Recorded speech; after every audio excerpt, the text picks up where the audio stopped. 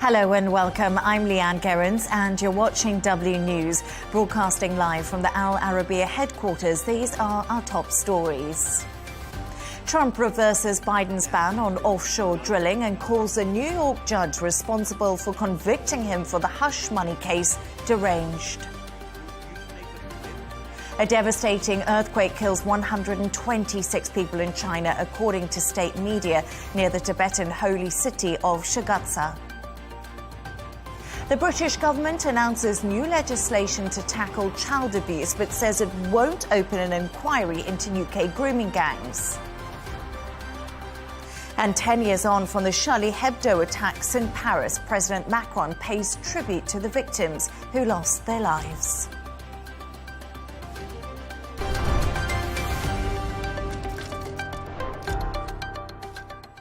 To our top story now, and President-elect Donald Trump has been speaking in Florida ahead of his upcoming inauguration in just 13 days' time. He announced he'll be reversing Joe Biden's decision to ban new offshore drilling along America's coastline in one of his first acts as president when he enters the White House. He also called the New York judge who's scheduled to sentence him for the hush money trial as deranged. Let's hear what he had to say. President Biden's actions yesterday on offshore drilling, banning offshore drilling, will not stand. I will reverse it immediately. It'll be done immediately. And we will drill, baby, drill. And we're going to be drilling in a lot of other locations. And the energy costs are going to come way down. They'll be brought down to a very low level. And that's going to bring everything else down. That's what caused it to go up, along with the ridiculous spending on the Green New scam. All this money, trillions of dollars, it's like throwing it right out the window, what they're doing. Let's listen in on Donald Trump now. He is speaking from Mar-a-Lago in Florida. That was the number he gave, by saying, if you don't pay, we're not going to protect you. And as soon as I said that, the money came pouring in. But Obama could have said it. Other people could have said it. Bush could have said it. Nobody said it but me. I took a lot of heat. They said, oh, that's a threatening statement. Well, they weren't paying their bills. I said, we're not going to protect you if you're not paying the bills. So in a true sense, I saved NATO, but NATO's taken advantage of us. And one of the problems that I have, and I've said it openly, I said it to President Zelensky, Europe is in for a tiny fraction of the money that we're in. Now, whether you like that situation or not, Europe is much more affected than the United States. We have a thing called the ocean in between us, right? Why are we in for billions and billions of dollars more money than Europe? And, you know, they're a similar size, a little smaller, but they're a similar size economy as the United States when you add them up. And yet Europe is in for a small fraction of the number the United States is in. Now, Biden could have called them up during the term. That's what I did. I said, you have to pay your bills.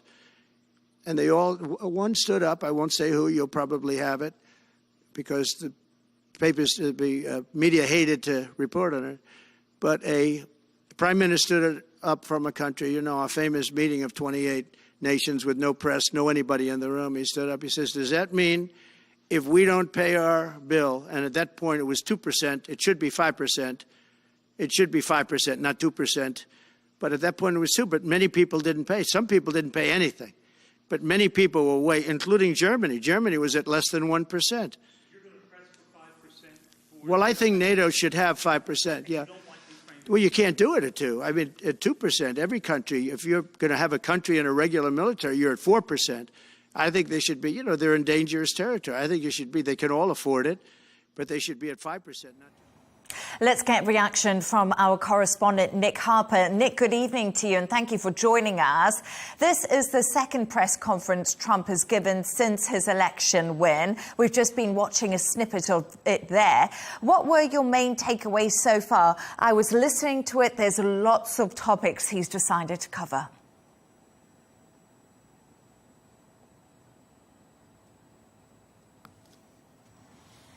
Lots of topics bouncing around really from one topic to another without pause, and now taking questions on another whole range of topics. One of the things he did say was that he felt America was heading into a golden age with him returning to the White House. He spoke about it approaching the dawn of America's golden age, saying that the whole world was now different.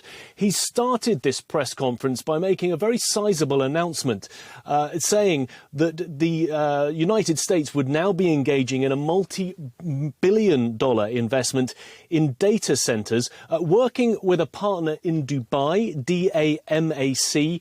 He appeared with the chairman of that organization and outlined how the Dubai-based company would be working with the Trump organization and various others in the United States to put those data centers in multiple states right across the US. He returned to one of his favorite topics, the economy.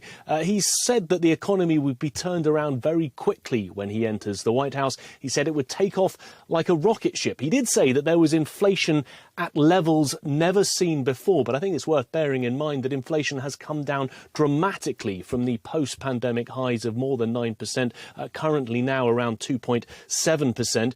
He also spoke about the Panama Canal, a main topic of recent weeks. He wants the United States to take over control of that canal. He says that they've been in touch, it's leaking, and that they want $3 billion to fix it. His suggestion is the US just takes ownership over it, pointing out he feels that they have violated, Panama that is, violated the agreement in place. He spoke about tariffs. He said there'd be plenty of those coming in. He said he was going to have to settle the world's biggest problems and highlighted the Russia-Ukraine conflict, and even said that there would be a name change coming to the United States when he enters the Oval Office, saying that the Gulf of Mexico would be renamed to the Gulf of America. Plenty in there, plenty to be chewed over in the coming hours and to be digested, but clear that he's already making news 13 days ahead of re-entering the White House for the second time. Yes, indeed, Nick. And he's called the New York judge who is due to sentence him on Friday deranged. That's not going to help his case, is he? And he also had some harsh words of criticism for some of those authorities.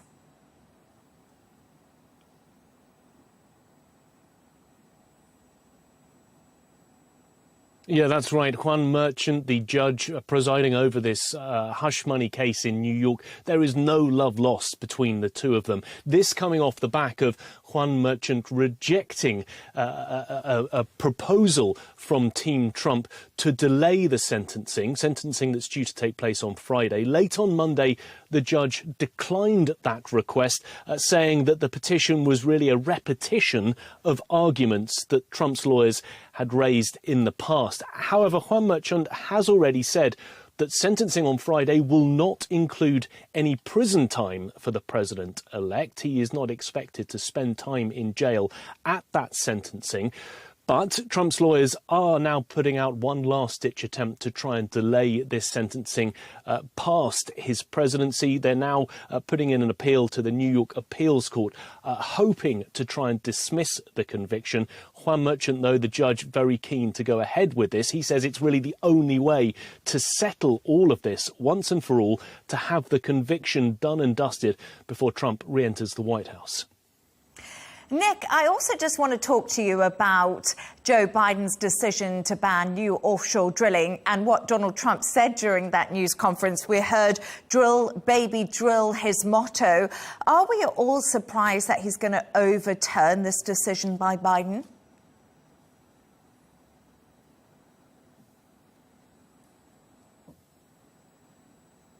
No surprise at all. That drill, baby, drill has become a catchphrase of his. It came to light during the course of the election. Really, that desire to ramp up domestic production of oil and gas right across the United States. He says that that is pivotal to US manufacturing, to US jobs, to really US standing on the world stage, to become self-reliant on oil and gas production, to increase that as much as possible. But complicating those efforts was Joe Biden's announcement, an executive order on Monday, which will ban any new offshore drilling for oil and gas, really covering the vast majority of the US's coastline, about 625 million acres. There is a wrinkle in all of this. Joe Biden has made it very difficult for the incoming president to overturn this. He used a Lands Act dating back to the 1950s and set no end date on this ban. Both of those things in conjunction mean that it is almost impossible for an incoming or a future president to overturn that ban that is being put in place by Joe Biden. However, Donald Trump making it very clear during the course of this press conference, it will be one of his main aims when he enters the Oval Office in under 2 weeks' time to overturn that ban so that the United States can increase the oil and gas production, something that he is very keen to try and achieve during his next 4 years in office. Nick Harper in Washington, thank you so much for joining me this evening.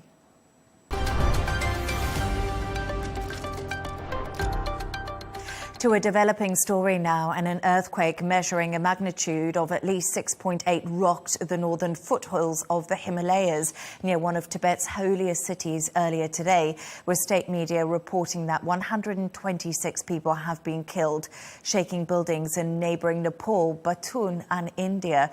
Chinese state media also reported that about 1,000 houses were damaged and at least 188 people have been injured. Laura Westbrook reports. Chinese state media said the earthquake struck at 9:05 a.m. local time, with the epicenter located in Tingri. This is a rural county in a remote part of Tibet, near the Himalayan border with Nepal. Hours later, the death toll has started to rise, and we're getting a picture of the damage. Video on Chinese state media from the area showed hundreds of houses had collapsed and debris in the road, making it hard for people to get around. In photos published by state media, rescuers appeared to be digging through piles of rubble from toppled houses using ropes, shovels and working by hand.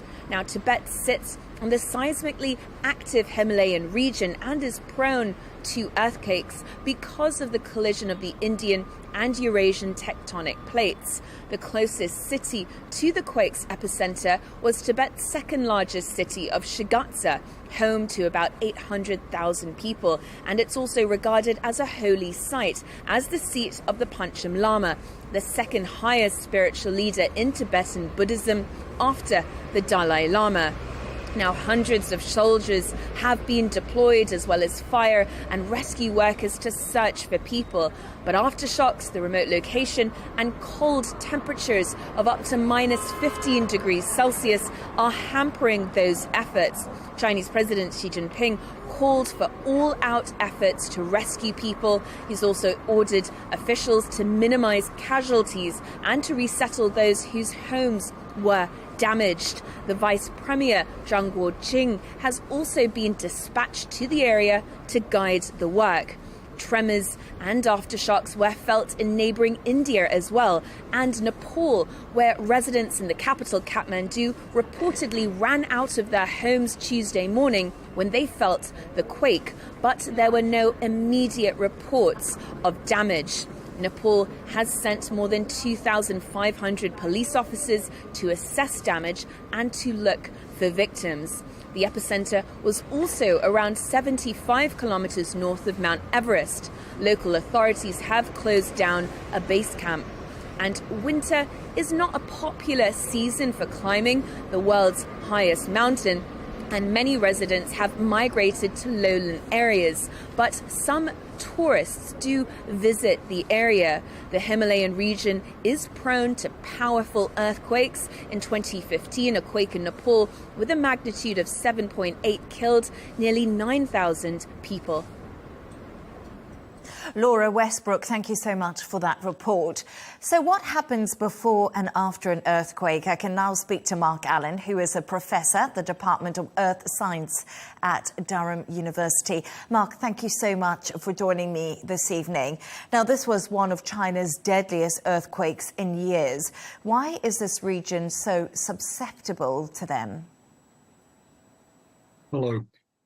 As your reporter said, this particular region sits close to a boundary between two tectonic plates, India and Asia, which are still converging with each other at about 40 millimeters a year. And that doesn't sound much, but over geological time, that's a rapid rate of motion. And that has to be accommodated somehow by slip on faults, which riddle the Earth's plates. And it's when those faults are moving quickly that we get the release of energy that we call an earthquake.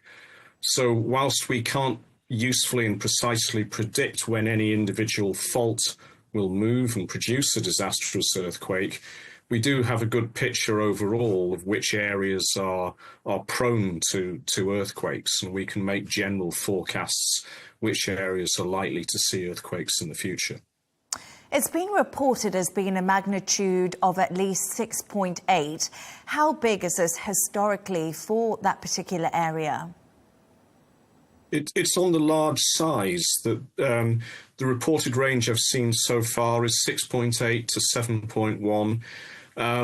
I think it's unlikely within the interior of Tibet you'd ever get something much higher than around 7.5 for the kind of fault that you see within the interior of the plateau.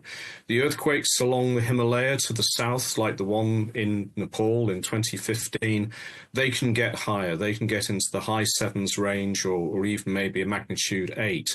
And what you have to remember is that this magnitude scale that the geophysicists use, that there is what we call a power law difference as you go up each unit of the scale. So the energy release in an earthquake of magnitude 7 is 32 times, what you would see in an earthquake of magnitude 6, and that would be 32 times what you'd see in an earthquake of magnitude 5, and so on.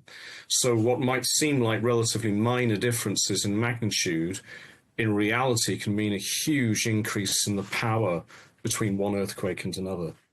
Mark, having this geological knowledge that you have, is there anything authorities can do to prepare an area for such an event? As I say, we can't usefully and accurately predict when the next earthquake's going to appear, but we can make forecasts based on the geological background of an area, based on the past earthquake record. And authorities can use this information to decide what building codes should be in place, how big an earthquake is an area likely to face in the coming decades or 100 years or even 1,000 years. And then crucially, they can enforce those building codes, because it's useless if the laws are there, but the people on the ground are not following them. Rescue missions are currently ongoing. Is there a risk of further aftershocks during this time? We know that some have already been reported. Yes, unfortunately there will be for weeks and even months to come. Hopefully they will all be smaller than the main event, the main shock, which we've already had, and their size will continue to decline over time. There is a risk that this earthquake could yet trigger another substantial event on an adjacent fault, which has had an increase in the stress load on it as a result of the recent event. It was that kind of scenario that took place in Turkey nearly 2 years ago, where one very big earthquake was followed in quick succession by one of similar size in an adjacent area. But that scenario is relatively rare. It's more likely that there'll continue to be aftershocks. Some of these could be damaging in their own right. They'll all be very worrying to the people in that area, but hopefully they won't be anything like the scale of this original event.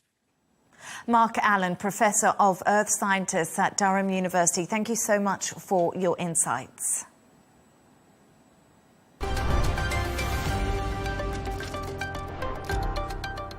Now, the UK government's continuing to resist calls for a public inquiry into so-called grooming gangs as an online row with Tesla founder Elon Musk also stretches into another day. Musk has been sharply critical of UK Prime Minister Keir Starmer and called him evil in a posting on X today. Ollie Barrett has this report from London. Well, the UK government continuing to hold the line that it doesn't believe that there should be a new national inquiry into these so-called grooming gangs. What it does say is that it is going to implement recommendations made in a 2022 inquiry here in Britain into child sexual abuse, but the government not able to put a timeline on when all of those recommendations are going to be implemented. The Home Secretary, Yvette Cooper, says that legislation will be brought forward by the government which will, among other things, make it a criminal offence for people who work with children if they fail to report allegations of abuse. But the Conservative Party, the opposition Conservatives, continue to call for a national inquiry, as does the smaller opposition party, the Reform Party, led by Nigel Farage. Indeed, Reform say that if a national inquiry isn't forthcoming, they will set up their own version of it to try and get to the bottom of some of these problems that they say may still be going on in some English towns and cities. This grooming gang, or so-called rape gang scandal, relates to a series of English towns and cities in which it was revealed that over a period of years, young women and girls were being abused by gangs, often made up of men of British Pakistani descent. Now, the row also continues between the ex-owner Elon Musk, who has been furiously criticising the UK government over this issue in recent days. That criticism has continued even after the UK Prime Minister Keir Starmer hit back against what he called lies about the grooming gangs issue, and he also came in for some criticism from the Conservatives and Reform Keir Starmer for suggesting that people calling for a national inquiry were jumping on the bandwagon of the far right. So these political arguments continue, but as I say, Elon Musk is not backing down, using his own social media platform to attack the government and Keir Starmer himself. Keir Starmer, before he became a politician, was the Director of Public Prosecutions. Now, Elon Musk says that shows that he was complicit in some of these crimes. Keir Starmer says that actually his record as Director of Public Prosecutions was in making changes in that organisation to make sure that people could be prosecuted in the right way for exactly the type of crimes that Elon Musk is talking about online. So the row very much continues here in domestic politics in the UK, but also that transatlantic row between Elon Musk and the UK government. The UK government very cautious about pushing back too much in a personal sense against Elon Musk, because it knows that the entrepreneur is going to be an important part of the incoming Trump administration in the White House in January. So a difficult path for the UK government to tread. It insists, though, that it is tackling some of the issues around the so-called grooming gang scandal here in Britain. Ollie Barrett in London, thank you so much for that. Let's take a look at some of the other stories making headlines today. International flights have resumed at Syria's main airport in Damascus today, the first time since the fall of the country's former president Bashar al-Assad. A Syrian Airlines flight to Sharjah took off earlier this morning, the first international commercial flight since the 8th of December. Now, Mark Carney, the former governor of the Bank of Canada, the Bank of England and a former advisor to Justin Trudeau, says he's considering entering the race to replace him as the leader of Canada's Liberal Party. Trudeau announced his resignation as Canada's Prime Minister on Monday after 9 years in the role, following pressure from his party and poor opinion polls. Trudeau's former deputy, Chrystia Freeland, and Transport Minister Anita Anand are two of the other potential candidates predicted to stand. Jean-Marie Le Pen, the former French right-wing leader and father of current party chief Marine Le Pen, has died at the age of 96. Le Pen famously made headlines across the world when he ran for president against Jacques Chirac in 2002. Donald Trump Jr. has arrived in Greenland, days after his father Donald Trump repeated his interest in controlling the Arctic island. Greenland, a territory of Denmark, is home to a large U.S. military base. The president-elect had previously said the ownership and control of Greenland is an absolute necessity. Meanwhile, the country's prime minister has dismissed Trump's suggestion, adding that Greenland is not for sale. And the US actress Aubrey Plaza has thanked supporters and asked for privacy after the death of her director and screenwriter husband, Jeff Boehner. The family have described his death by suicide as an unimaginable tragedy.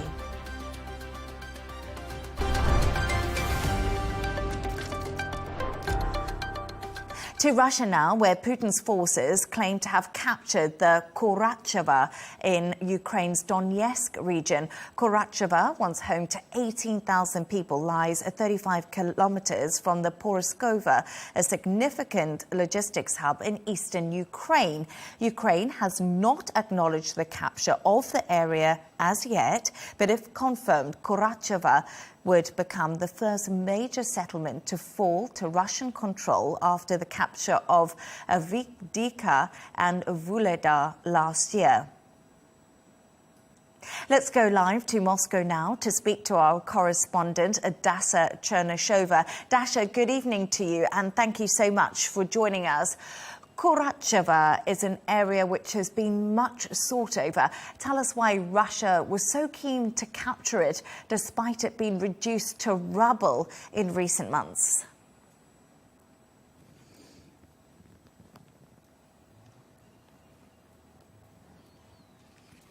Well, indeed, the Russian Ministry of Defense has confirmed that Russia is now in control of Korachava, and it is an important logistics hub, as the ministry has explained, because the capture of this city, one of the largest in the southwestern Donbas, will mean that there will be very complicated logistical supplies for the Ukrainian military. We also know from the Russian Ministry of Defense that this area has been significantly fortified over the course of the past decade. Ever since 2014, the Ukrainians have been building constant firing position in that area. They have been firing against the regional capital of Donetsk, especially from this very side. They also have the very developed system of underground network and tunnels. So certainly for Russia, it was very important to have this city captured, because that will be opening the new horizons for the Russian military in that area, given more room for maneuver further on that direction. We also understand that this fighting has been taking place over the course of several months, and the Russian Ministry of Defense has explained that this area has not only been fortified, but it also has some natural water basin that has made it very difficult for the Russian assault units to work in that area. So now we have the confirmation from Moscow that this area is under the Russian control, and that means there will be less shelling of the Russian territories, at least those that Russia claims as its own, and especially the regional capital of Donetsk. Dasha, Ukraine has not confirmed that the area is under Russian control as of yet, but if confirmed, it becomes the third area to be seized by Russian forces. Do we know where the Russian military is keen to target next?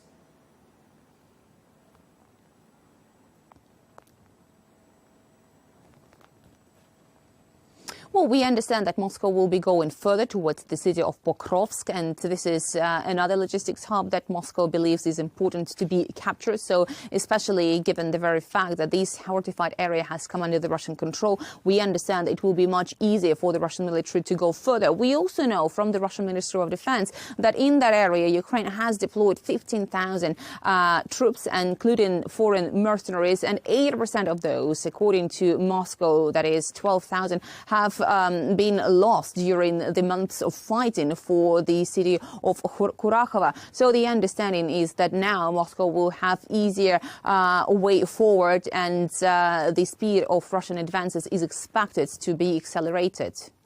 We're hearing that Donald Trump's Ukraine envoy to Kyiv has been postponed until after his inauguration in 13 days. Plus, Zelensky's approval ratings seem to have plummeted, according to a new poll. How have these two stories gone down in Moscow, Dasha?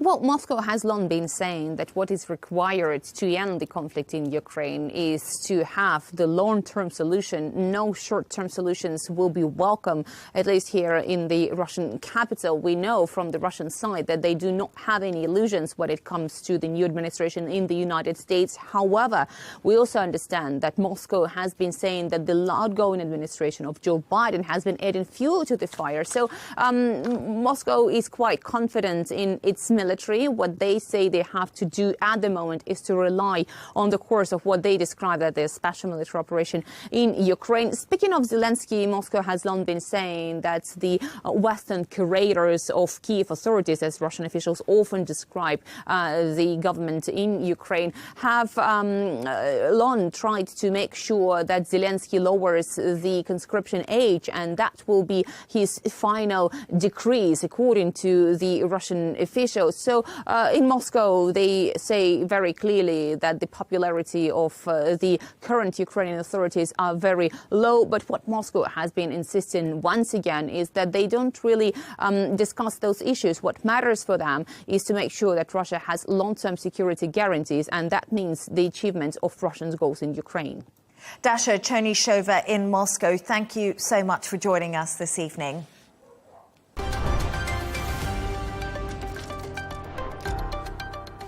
January the 7th marks 10 years since the Charlie Hebdo attacks in Paris, when 12 people were killed when 2 gunmen opened fire at the offices of the satirical newspaper. A ceremony took place in Paris on Tuesday to mark the anniversary, as Riz Khan reports. 10 years ago in Paris, gunfire in the French capital. 12 people shot dead in a terror attack on the offices of the satirical newspaper Charlie Hebdo. 8 of the editorial staff and cartoonists died, along with 2 police officers and 2 other people working in the building at the time. 2 brothers, Sherif and Said Kouachi, carried out the shootings. They themselves were shot dead by police 2 days later in an industrial estate. The French president at the time of the attacks was François Hollande. He said a call with a friend and member of the Charlie Hebdo editorial team moments after the tragedy was his strongest memory of that period. There are scenes that I will never forget, but we had to act, and I think we did it responsibly. And then we were aware that it was not over, that there would be other tragedies that would come, and there were some. On the 8th of January, an accomplice of the brothers, Amadi Koulibaly, killed a police officer to the south of Paris. Then, on the 9th of January 2015, Koulibaly shot dead 4 Jewish people he had held hostage in an attack on this kosher supermarket in eastern Paris. The attack sparked massive demonstrations supporting freedom of expression and the I Am Charlie marches of solidarity with the killed satirists. On Tuesday, President Macron, Paris Mayor Anne Hidalgo, along with François Hollande, took part in several ceremonies across the French capital to honour the victims 10 years on. These 2 attacks were the first deadly incidents of 2015, a year which finished with the November attacks in the French capital, focused on the Bataclan theatre, in which 130 people died. Riz Khan, Al Arabiya News, Paris.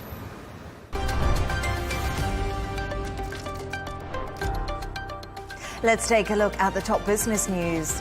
The boss of Nvidia has unveiled the computer giant's next-generation gaming chips known as the RTX 50 series. The announcement was part of Jensen Huang's keynote address during his annual tech show in Las Vegas.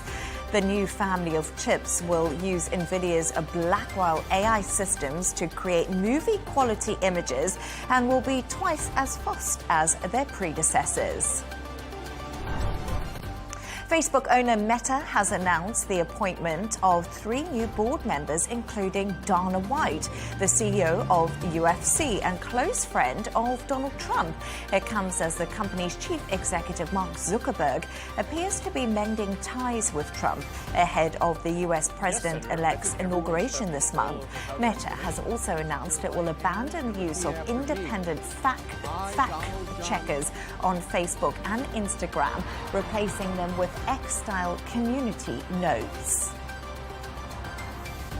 Elon Musk now, if we have a look at sport, could become the next owner of Liverpool Football Club. His father, Errol Musk, says his billionaire son would love to take over the Merseyside team. The Musk family have relatives who hail from the area and claim to be members of the Beatles. And tennis star Cameron Norrie has apologised after throwing his racket into the crowd and hitting a spectator in Auckland.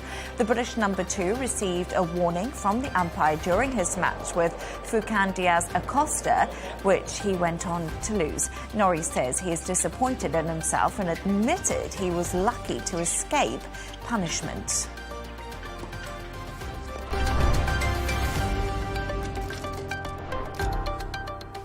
A reminder of our top stories today. Trump reverses Biden's ban on offshore drilling and calls the New York judge responsible for sentencing him for the hush money case deranged. A devastating earthquake kills 126 people in China, according to state media, near the Tibetan holy city of Shagatsa.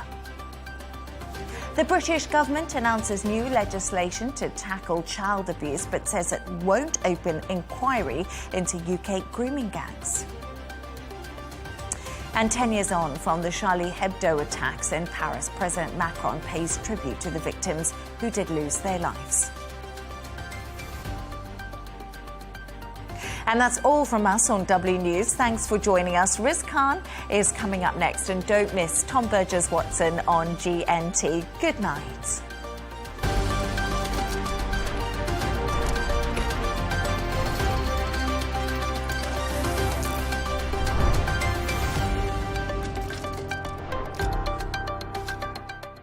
At Arabiya News, we go beyond the headlines. From the latest breaking news to in-depth coverage of global events. We're not bought or sold. Nobody owns us. The loss of life, the destruction of property. The conflicts are such a terrible thing. Context and analysis to help you see the full picture. The world is in a very dangerous place. Join us on Arabiya News. It's very impressive. Where knowledge meets perspective.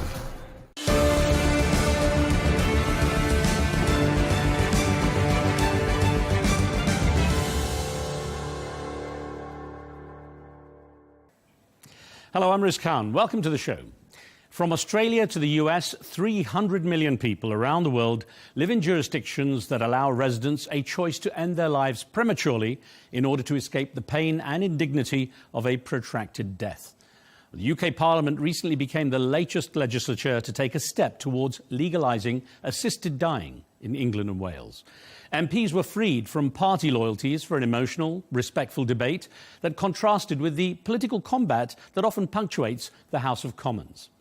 At its conclusion, a majority voted in favour of a bill that would permit some adults to use drugs prescribed to end their lives. But there were conditions.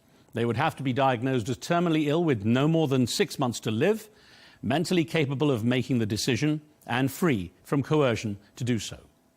Well, the bill must pass several more rounds of intense scrutiny from parliamentarians before it can become law. But the issue sparked a passionate national debate with voices from different perspectives raising matters of ethics, faith and justice. At the same time, philosophers were preparing to cross continents for a conference in the Saudi capital, Riyadh, to discuss quality of life. In this episode, we'll consider attitudes to life and death from an ethical, practical and philosophical point of view.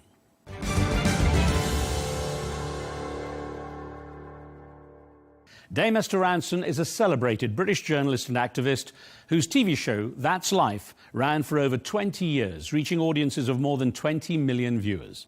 Her campaigns have helped save children from abuse and the elderly from neglect. But now in her 80s, she's become a prominent figure in the campaign for assisted dying after revealing she's received a terminal cancer diagnosis. Her daughter and fellow campaigner, Rebecca Wilcox, joins me now.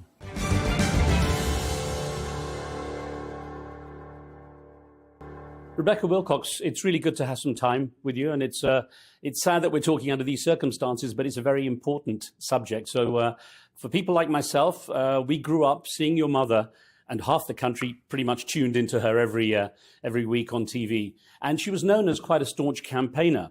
Now, she bettered a lot of lives through those campaigns, and it seems she's taken on this one last campaign. I think you described it as her last campaign at your peril, something like that. Yes, I said she doesn't want this to be known as her final campaign because there's still life in the old bird yet, is what she would say. And I would possibly get smacked over the head for saying that. Obviously, she doesn't agree with violence. Now, the world got to know about Dame Esther's cancer when she revealed it on an interview that she had terminal cancer. And she also revealed that she was going to Dignitas, or signing up with Dignitas, the service in Switzerland that assists dying. Now, as your family would have already been aware, it seemed that her considerations were not so much for herself, but more about the impact it would have on the people around her, the people that she loved, perhaps facing prosecution for being involved in any way, as is the case with the law. So how did you and your family respond to your mother's decision? It was an interesting one because whilst I've always been aware of her feelings towards end-of-life care and choice at the end of your life, I had no idea that she had signed up to Dignitas until she revealed it on a podcast. And I think a journalist rang me and asked me for a comment, which is pretty standard for growing up with my parents being in the public eye as they were. And so it wasn't a massive surprise, but it was, and it's in keeping with everything I know about her, but it was weirdly shocking because I felt that she wasn't near the end of her life. I felt that the treatment was going well.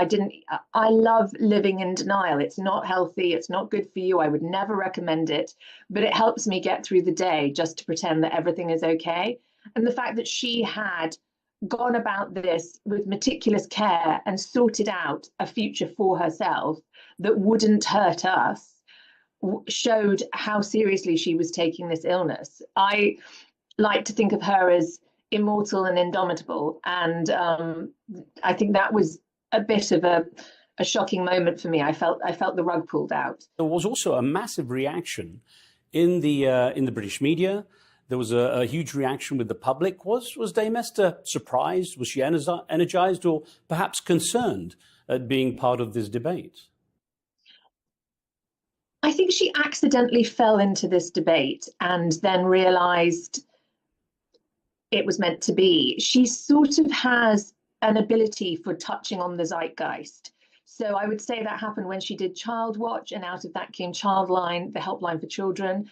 And when she wrote an article about loneliness, she received so many letters in response to that she set up Silverline, which was a helpline for older people who were feeling similar feelings. And then she talked about this, and it was absolutely the right time for the country to start considering it again. It had been 2015 when it was last debated in Parliament. It had sort of plateaued. And I think she lit a fire under it. And once she realized that this decision that she made for herself could help other people, that's always been her goal. She's never done anything for herself at the detriment for other people. She suddenly realized this was a subject that needed talking about. It needed airing. We need to talk about end-of-life care. Even if you disagree with the assisted dying bill, we need to talk about what happens at the end of your life, because sadly, we are all going to die. So your family need to know what you want, what care you want, what choices you want to make. And that's what this bill is about. It's about giving you further choices in that matter. Rebecca, your mother's not known for doing anything half-heartedly.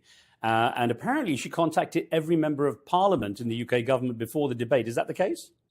Oh, yes, absolutely. She knew that she wasn't physically able to go to the debate. She sent me in her stead, and I sat at the top and sat on my hands and tried not to shout at people when I assumed that they were saying something that I disagreed with or she disagreed with me. And because she couldn't be there, she sent this heartfelt letter filled with comment and fact that she really hoped they would sit and listen to, because that's what she wanted. She wanted everybody in the room to listen to the other side, regardless of the point of view that you come into the room with. Listen to the other side and then make a choice. We know that the public are majority in favour of changing the rules around assisted dying. We just wanted that reflected in the room. Now, Rebecca, your father, Desmond Wilcox, is also a renowned journalist and filmmaker. I gather both he and your mother had touched on this subject in documentaries in the past. Tell us about that. They were trailblazers. They would go where subjects hadn't gone before. They didn't mind talking about the things that were difficult. So it doesn't surprise me at all that they covered this subject. Most recently, Mum made a series called How to Have a Good Death.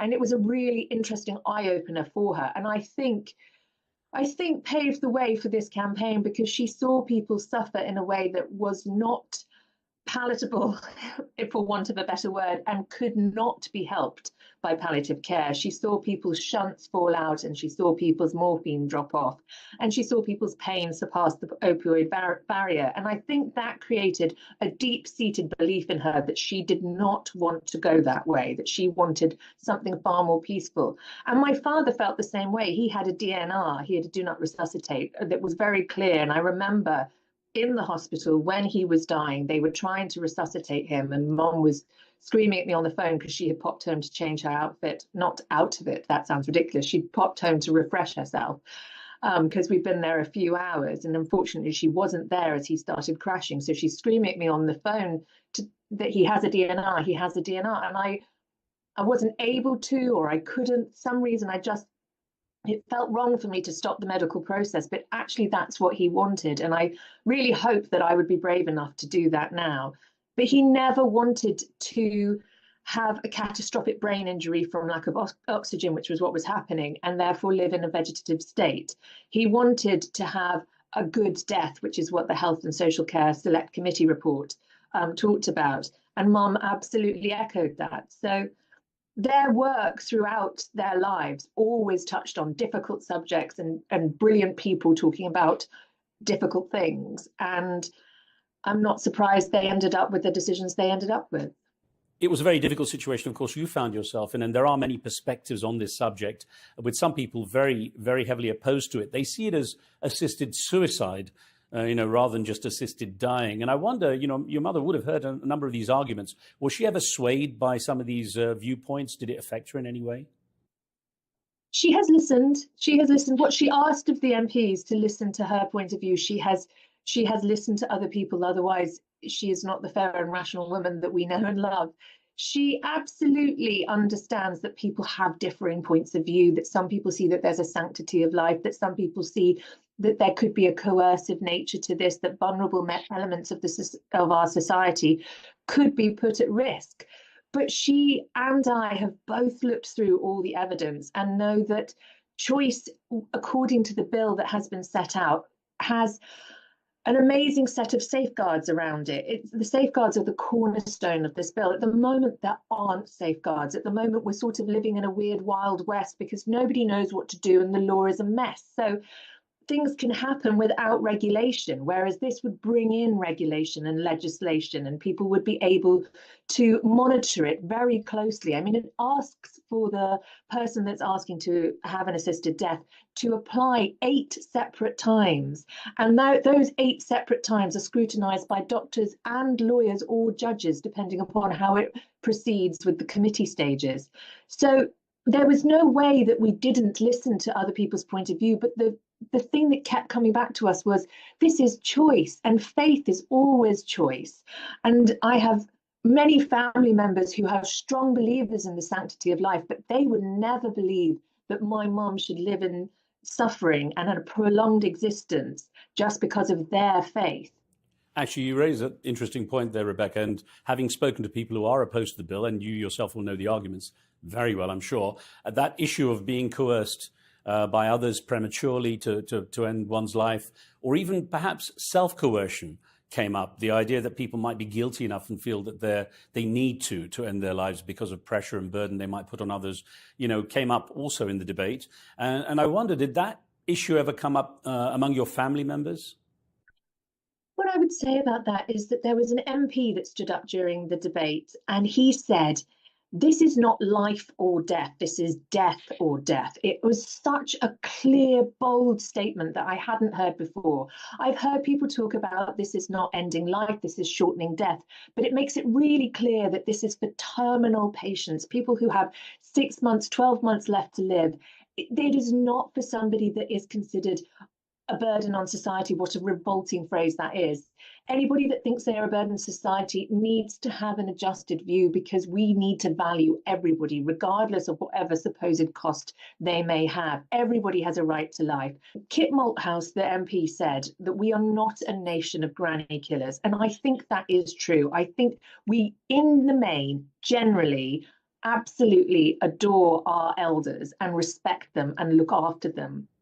It's interesting, Rebecca, you raised that issue of safeguards the safeguards that are there already, and the fact some are worried of the bill, allowing the scope to widen. And I wonder, if you could see any other potential safeguards that might really add another lock to the idea that the bill couldn't go any wider. Well, I'm not a lawmaker. I'm not very well versed in politics. I've come to this very green, and it's been a very steep education for me in how contrary points of view can cause such emotive arguments. I've had a lot of threats against my life, against my family's safety, just because I believe in choice at the end of this world. So at the end of your life. So it's an interesting one for me that you talk about safeguards when the people that are throwing around the violent terms are usually on the opposite side to me. We turn up to every debate, every campaign, every rally. I'm alongside a campaign called Dignity in Dying, and that's exactly how we try and proceed at all these rallies, with dignity, with compassion, with empathy, and we're hugging each other and we're chatting to each other. And I'm alongside people who are really suffering from very serious terminal diagnoses, including this wonderful woman called Sophie who has stage 4 terminal breast cancer and is allergic to opioids. So at the end of her life, she sees nothing but pain. She cannot have any pain relief. So how does the gentle death of palliative care work for someone like her? With the safeguards that we want, I think this is the most safe bill. In fact, there have been criticisms of it for having too many safeguards. I think at the moment, with the country not decided, with a bit of a rift going on, even though the majority are in favour of it, I think it's good to proceed with this level of safety at this time.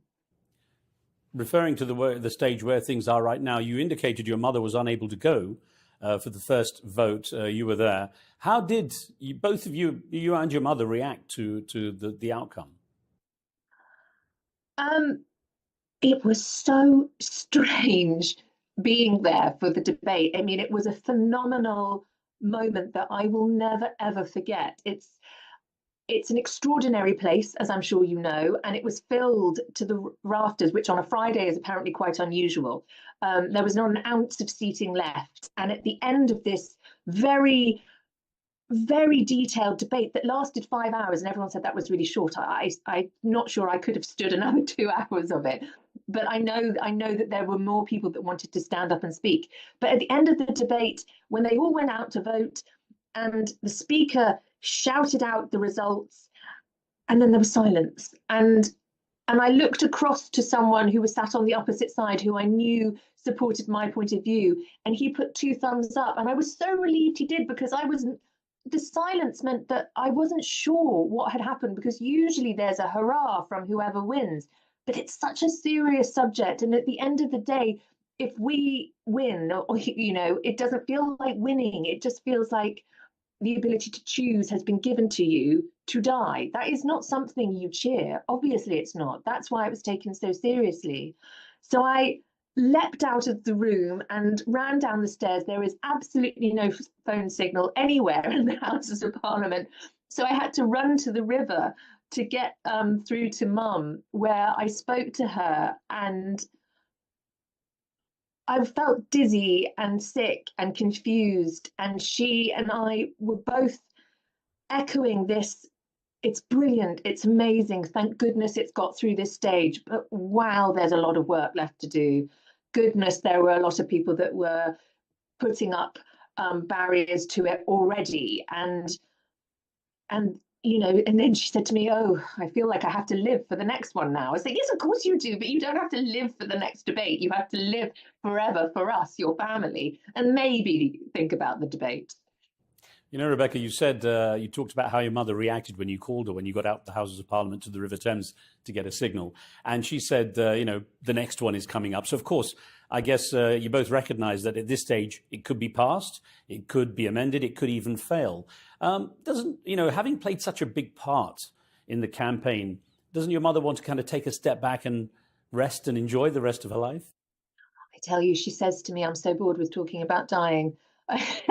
So I think she probably does, but I also think that she won't, because that's not the sort of person that she is. I don't think she'll let go of this. I think we've both received so many messages and letters and emails from families that are going through very similar situations to us that don't have the privilege of being able to afford the £15,000 to fly off to Switzerland, that are facing whatever will happen here and have no way out, or who have been through it before, who have either been to Switzerland or who have come across a loved one who is attempting suicide or has a botched suicide attempt. There's so many awful stories that are rolling around our heads, and so many people that we know are dependent upon this bill that I don't think there's any way that we could stop now.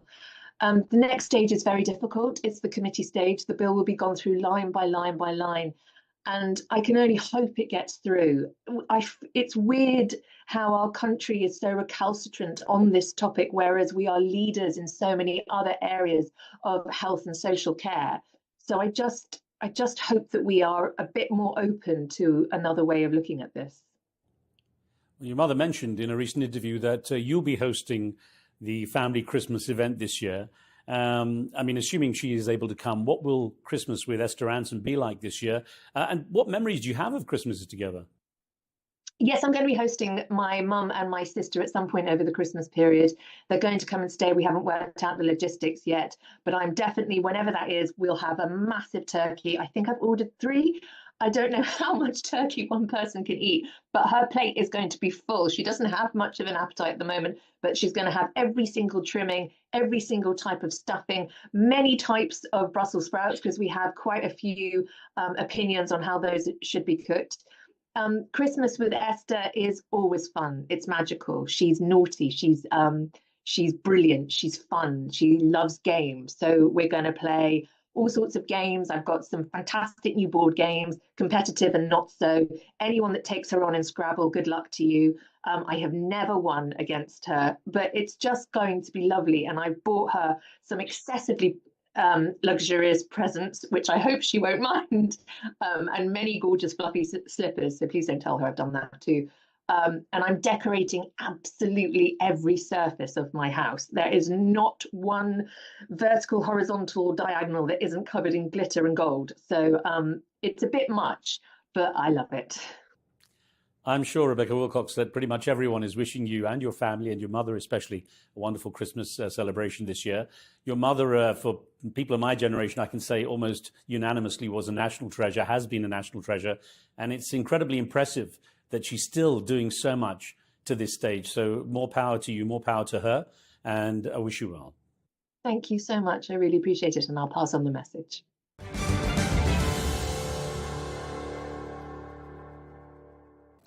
Polls show that around 2/3 of British people supported the idea of legalising some form of assisted dying. But it's the members of Parliament who will ultimately decide whether and in what form such a law can proceed.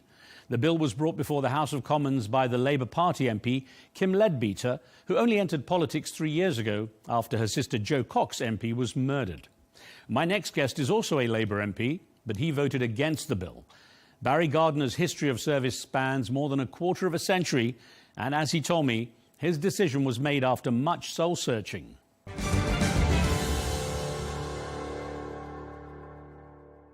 Barry Gardner, thank you very much for joining the show. Now, when you entered Parliament in 1997 as a young MP, what sense did you have you'd be involved in debates of such importance to the national conscience? I think anyone who thinks about going into politics, national politics, has to realise that there will be times when they are considering issues which really are about life or death. In my own parliamentary career, I've had that on a number of occasions. We've had, obviously, debates on war. We've had debates previously on assisted dying. So it's something which everyone who goes into politics at that level really should have at the forefront of their mind. And they should have thought very deeply about it. And I think that was one of the features of the recent debate that we had. It was a very thoughtful debate. You voted against the bill and spoke in the debate. What key points did you want to make? I think it's important that we recognise that when we're legislating, we are not simply expressing our own personal preference. And this was the fundamental internal conflict that I had with myself, because I could envisage myself being in that situation as outlined in this bill, with perhaps 6 months yet to live, with a terminal disease, and depending on the nature of that disease, perhaps wanting to avail myself of what this law would propose, which is to be able to have an assisted death. So at a personal level, I could see that. And I also listened very carefully to the stories of many of my colleagues and some of my constituents whose family members had been in that position, but hadn't been able to avail themselves of an assisted death. Some who'd taken their own life, but hadn't been able to have their final goodbyes with their family, because that would have implicated their family in assisting suicide, which is a criminal offense. So I had to think very hard about, was it my role to enact a law which would certainly bring comfort and relief to those people, or was it my role as a parliamentarian to pass legislation for the whole of society? And my fear was that if we passed the legislation that would undeniably bring that comfort and relief for so many, but I believe it would also have jeopardized those people who were, yes, in the situation at the end of their life with 6 months yet to live, but who thought, am I too much of a burden on my family? Should I just now opt for an early death?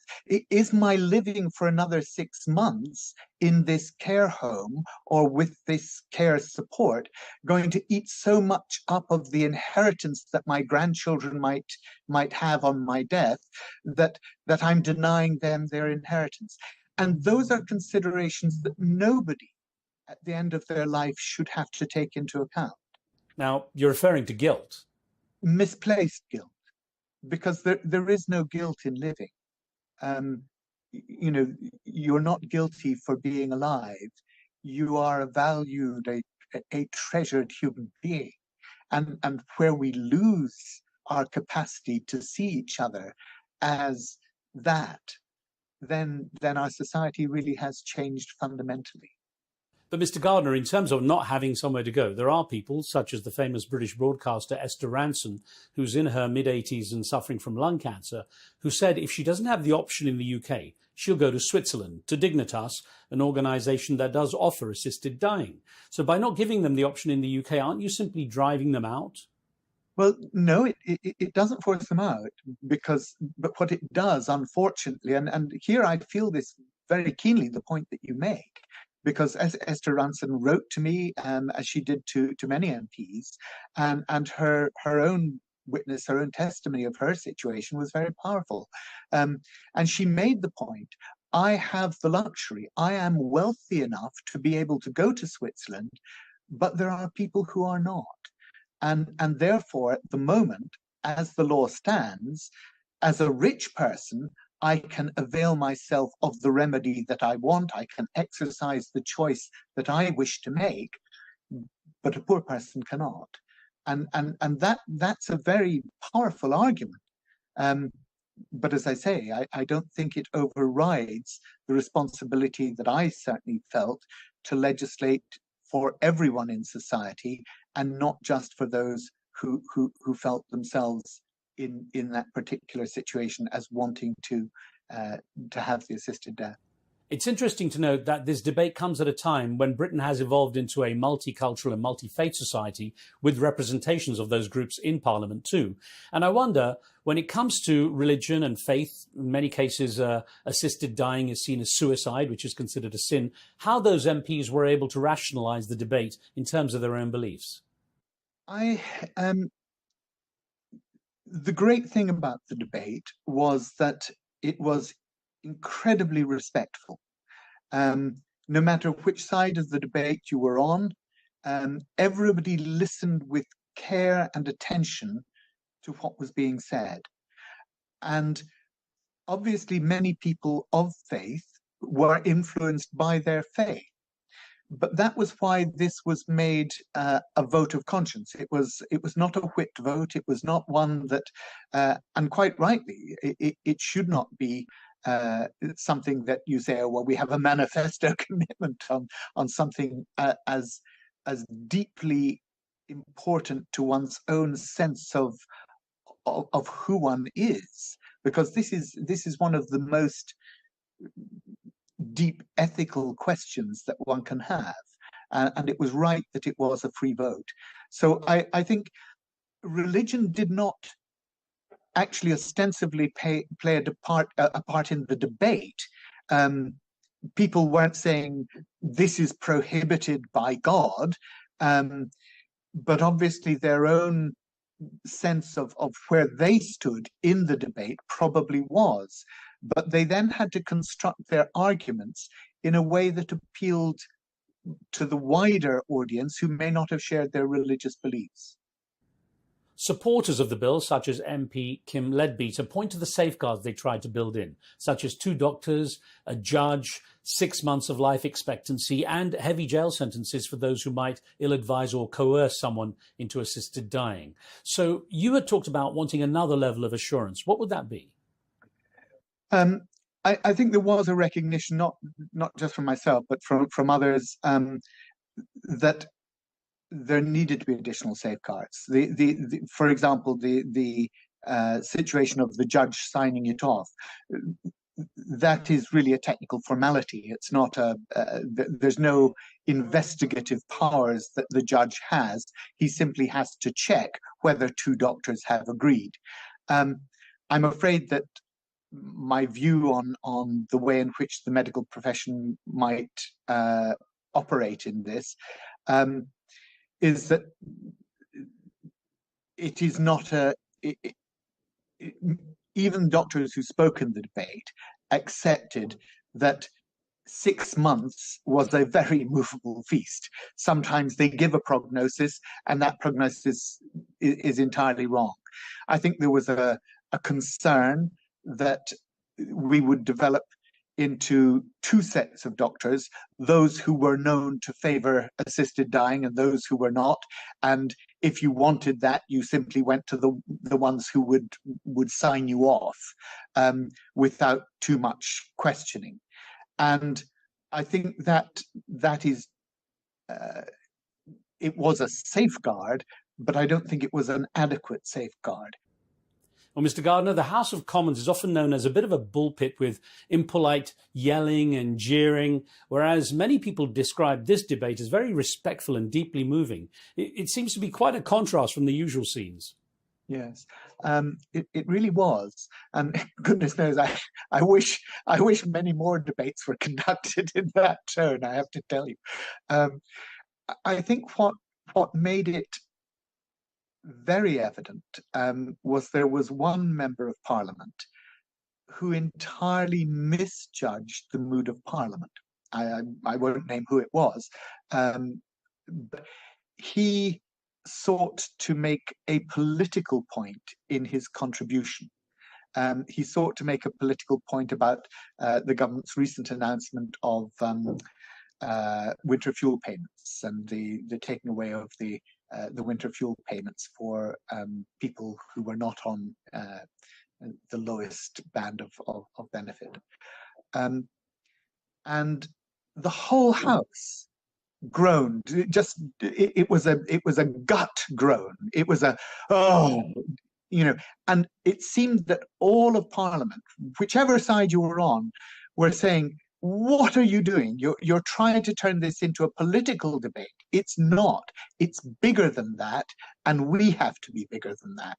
And in that sense, I really think Parliament showed itself at its best because it was respectful. It was a debate which was characterized by listening and trying to respond seriously to the points that each other were making.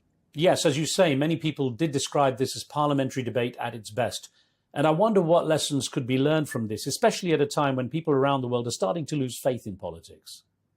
Yes. Well, the obvious thing is let's have more free votes. Let's have more conscience votes.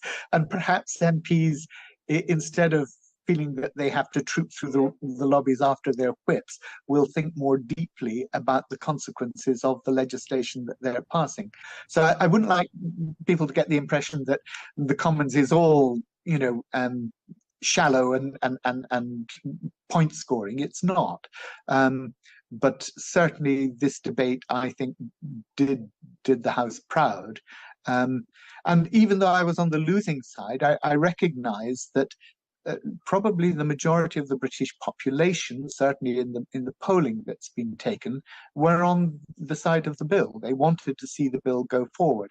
And in that way, I have to respect democracy and hope that I'm wrong, and that the fears that I have for this bill will not come to pass. Sir, I understand that your parents died, sadly, while you were still very young. And I wonder if you believe that palliative care has sufficiently improved since then to be a viable alternative to the thought of assisted dying. Look, I think everybody in that debate was clear that we need to improve palliative care in this country. Palliative care can be wonderful, and I've seen some marvelous examples in my own constituency and in my own personal life. My own father, as you mentioned, he died of esophageal cancer, which is a really ghastly way to die. And so I think we all understand that we need better palliative care. But I don't want to make the mistake of thinking that palliative care can alleviate everything. People in hospices do wonderful jobs, absolutely wonderful jobs. But I do understand why there are some situations for some people where assisted death does seem the only viable option. And that obviously is what the majority of members of the House of Commons felt. Well, this moment has been compared with other parliamentary debates on sensitive matters such as same-sex marriage, abortion, the repeal of the death penalty. And I wonder how it sits alongside debates that Parliament has to conduct on economic and social and defence matters. Oh, gosh. It's a very different thing. And that is why I think it has to be a vote of conscience, where every member of Parliament has the freedom to examine themselves, examine who they are, and examine who they feel the country ought to be, and to do the best for everybody in society. I often think of the writings of John Stuart Mill, the great libertarian Enlightenment philosopher of the 19th century. And he said a very strange thing, or people thought it was very strange. He said the reason that he was against the universal suffrage, the universal vote, was he believed that if everybody had the vote, then, and in those days it was only men, he said, men would come to regard the vote as an expression of their own private preference rather than as an expression of their public responsibility. Now, I think I disagree with his premise, because I think people always did use the vote as an expression of their own private preference. But it's a really fundamental principle that I think legislators need to always keep in mind. They're not legislating for what they would like. They're not legislating for what they think would benefit them or their particular group of people, or any particular group of people. They're there to legislate for the whole of society. And I think if we lose sight of that, then we lose really something that's very fundamental to our democracy. So these debates are very different. The debates you mentioned, ethical debates about the nature of life, the way in which our society regards life, when it begins, when it should end, how it should be conducted. Fundamental questions, very different from the education budget, very different from the issues of work and pensions and employment and industry, which we're doing all the time. But when you get that many serious people in a room taking the issue seriously, one has to hope that we arrive at a conclusion which does fit with our society and which does ultimately benefit the whole of our community. Barry Gardiner, thank you very much for taking the time to give us your perspective on this debate. Thank you, sir. Great pleasure. Thank you.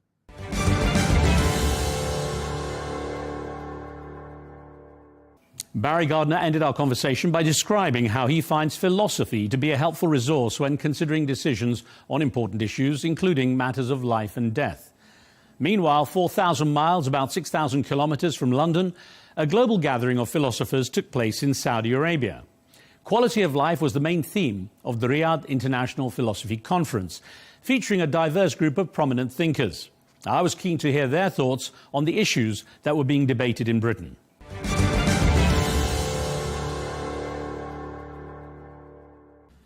Dr. Joseph Cohen, I'm very happy to have a chance to chat with you. What's interesting is we're here at a philosophy conference in Riyadh in Saudi Arabia looking at something called quality of life. When it comes to quality of life, where does the whole concept of assisted dying fit in? Excellent question. First of all, thank you very much. Assisted dying. A very famous, important philosopher, Martin Heidegger, wrote in Being and Time, 1927, wrote that no one can take dying away from the person. No one can take someone's dying away from him or her. A right to die.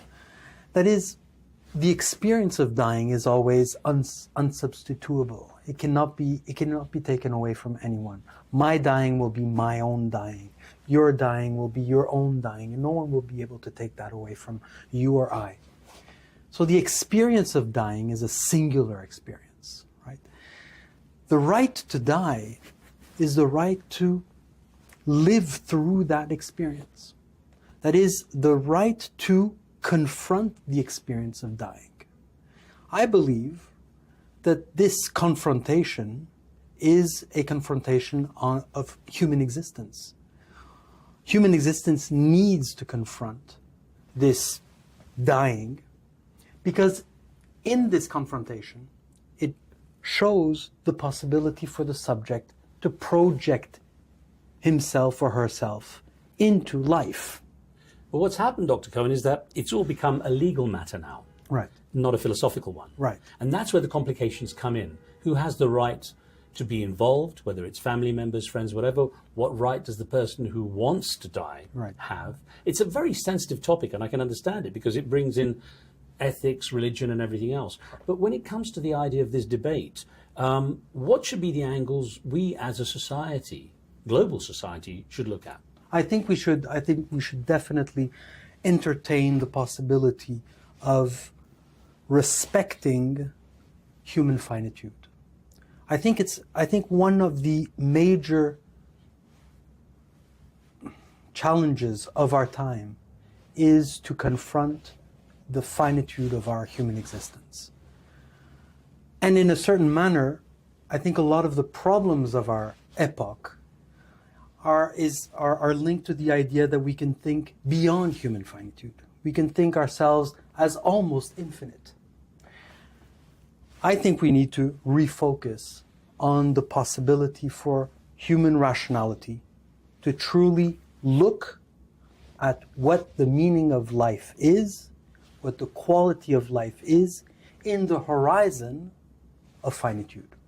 And in this sense, death, although it is the absolute master, to speak like Hegel, for example, German philosopher, death is the absolute master. Death may not be that which is a radical interruption of humanity. On the contrary, it may precisely be the revelator of that which projects humanity. You see? I guess the argument is death may be inevitable for all of us, but who should have a choice on when that event occurs? But you see, even that question, although I understand why we're posing it, even that question is impossible to answer. Death is impossible to determine. Death is one's own, and yet at the same time, it's not one's own. I will be given my death, even if it's my own. You will be given your death, and it will only be yours, but it's not yours to have. Let's pretend you're a lawyer Yeah. defending someone who went through assisted dying. Yeah. How are you going to explain all this in court?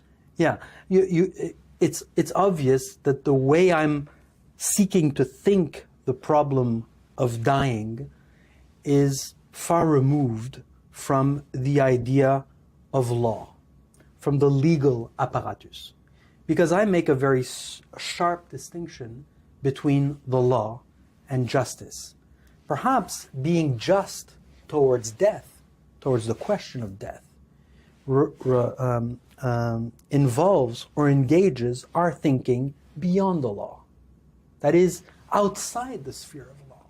I think the UK, which is debating this right now, is in a very difficult position because, of course, it's combining religion, philosophy, ethics, and legality. If it's not too personal a question, would you opt for assisted dying? Very, very complex question. Myself, and speaking strictly for myself, yes, I would. I think that confronting the question of death, confronting one's dying, is the most radical human experience.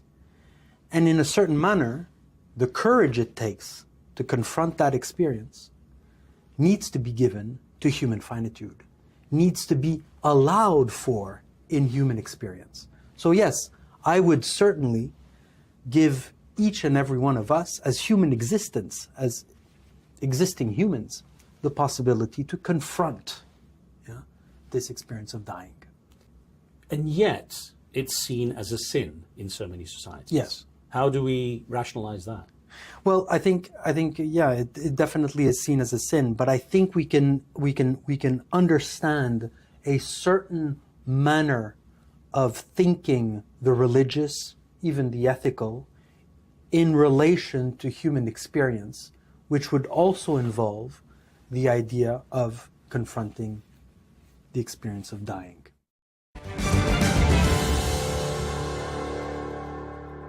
Professor Robert Bernasconi, really it's a pleasure to be sitting here with you. And I'm going to start by asking you about the debate that's going on in the UK right now regarding assisted dying. The reason being is that raises so many issues. And again, from a philosophical perspective, there's the ethics, there's religion, there's legality. What's your take on what's happening? That's a very difficult question. I personally, I'm not attached to life.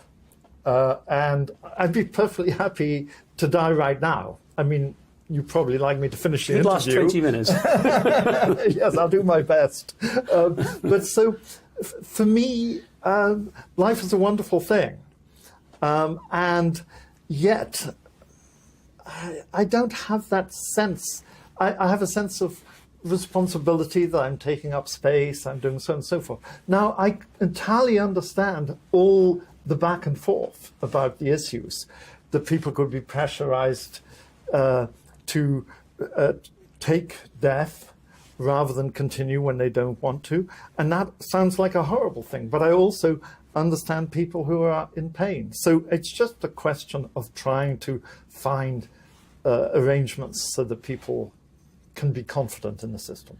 I can say honestly, in 10,000 plus interviews over the years, I've never had anyone say they could be happy to die right now. I mean, I've heard people say they're not scared of death. Mm-hmm. They're not worried about, death. It's an inevitability. But I'm just baffled. Sorry, I'm going to delve into this a bit, but just ask, where does this detachment from life come? Well, I've just had a wonderful life. I mean, there's a lot more, blessed. Hopefully, isn't it? Well, I'm 74 years old, so not that much more. 74 is young. Yeah, to some people. I mean, no doubt if I do live to 94, I'll think about when I was 74 and think, oh, I was young back in those days. But no, I'm perfectly happy with the idea that I've had a great life. I think I've done some good things and some bad things. And I just don't want to ruin it. Aristotle says, you know, you can only tell whether a person was happy, had eudaimonia is his word, after they're dead. And right now, I think I would be on the plus side. But maybe I'll go off and do something wrong and wish I died before this interview if I say the wrong thing today.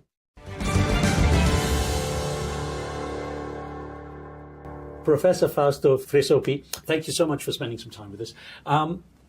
The big debate currently in society, certainly in the UK, is this concept of assisted dying. And what that does is it raises a lot of questions about what ethics are.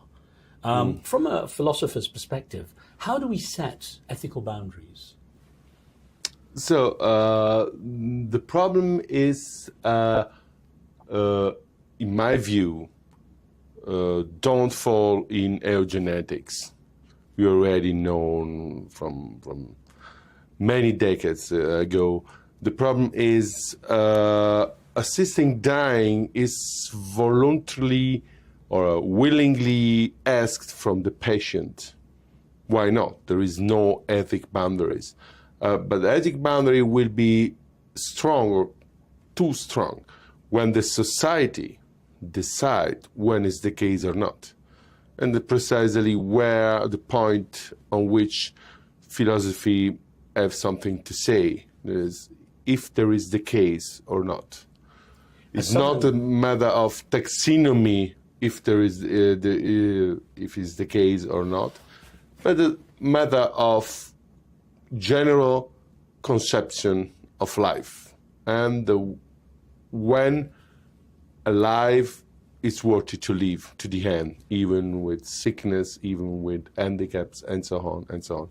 In my view, the extreme boundary and the extreme danger is the eugenetics. When a society settle taxonomies to say, okay, we can intervene for assisting that. Let me get on to what has been the subject of this philosophy conference, quality of life, because that's actually the precursor to this debate. Yes. And I guess it comes down to how we judge quality of life. Now, there's obviously medical illness and serious conditions that warrant a different level of discussion. There's quality of life in terms of what people perceive as wealth or, capability, financial capability. What is quality of life in your terms? There's a very sharp distinction in the history of philosophy between quantity and quality. Quantity, we all know, quantity is opulence, a mass of goods, and quality is something quite different. I think quality is the capacity to reveal what is singular in life, what is non-negotiable in life, what is radically singular and particular. Now, I believe that each and every one of us must think that problem of singularity through, must think the relationship between what is singular and what is qualitative.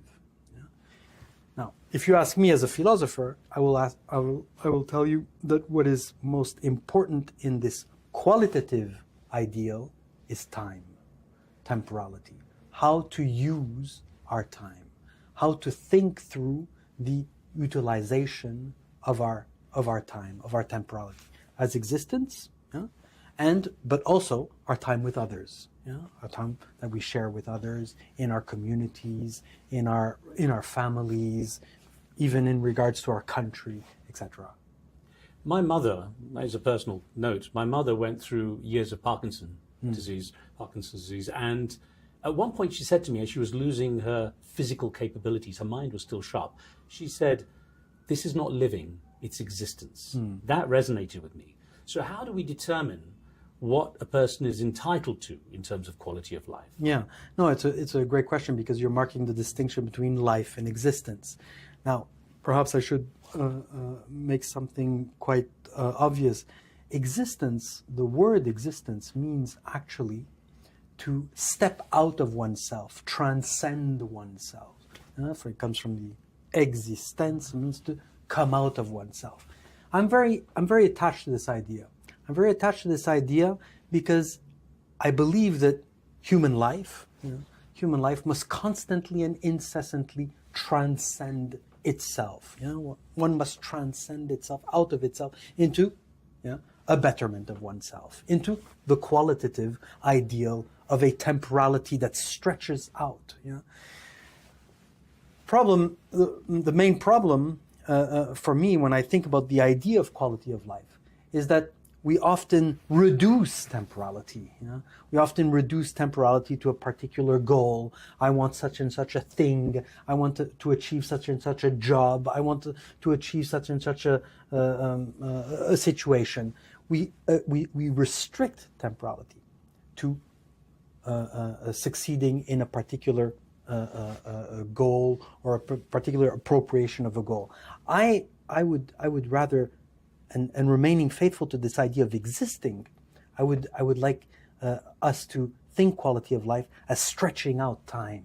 This leads me almost perfectly onto where society has gone in terms of quality of life. I mean, many people, myself sometimes also, bemoan the fact that we've become so short-term in our thinking. We have lost, as society, our understanding of the difference between need and want. Yes. And it's driven very much by want, so much more than need. And that kind of detaches us from the real needs on this planet, between societies and cultures and so on. So when we think of quality of life in those terms, how can we bring ourselves back to understanding these differences? When you have a conference looking at the quality of life, how do you get people to consider this and not think short term and materialistically? Yeah, no, I think I mean you're putting your finger on a very important topic, and I think a topic that will be discussed throughout our conference. That is, how can we instill in our lives, in the quality of our lives, the possibility to invent or to think outside the box, to be very pragmatic in my speech. That is, think outside the box, invent outside the determined modalities of our thinking. You were asking me about where has society gone. I feel today, politically, sociologically, anthropologically, even geographically, I feel that we have reached a point where our humanity is extremely determined in the simple repetition of inherited ideas. I believe what we need is to reinvent these inherited ideas. But what are these inherited ideas based on? They're based on a tradition, and I'm all for the enhancement of our tradition, but I'm also thinking that our humanity, and this is why I'm so attached to this project here in Riyadh, is that we are incessantly seeking to reinvent our tradition. That is, take our tradition and our different traditions. It's an international conference. People from all walks of life, not only philosophers, scientists, not only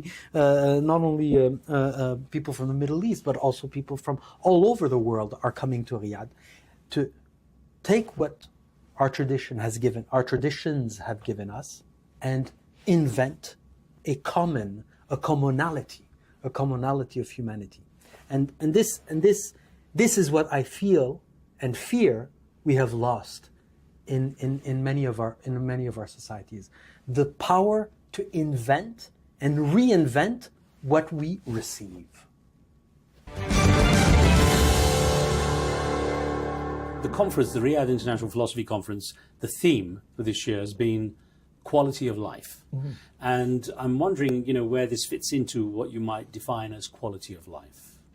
Well, in my talk, I talked about how the quality of life has become the slogan in well-being league tables put out by the World Health Organization and other similar organizations. And I just feel that they have entirely missed the point. That too easily this becomes an instrument for governments to be competing against each other, to be higher up in the league table. they're more likely to go higher up in the league table if they're keeping the middle class happy rather than addressing poverty or systemic issues like climate change. And so I just think that the whole emphasis is wrong. And so in my talk, I was talking about poverty and hunger and why I would prefer to see that as the issue. And global poverty, it shouldn't be countries competing against each other to be better than the other one. We should be trying to pull up the people who need the most help.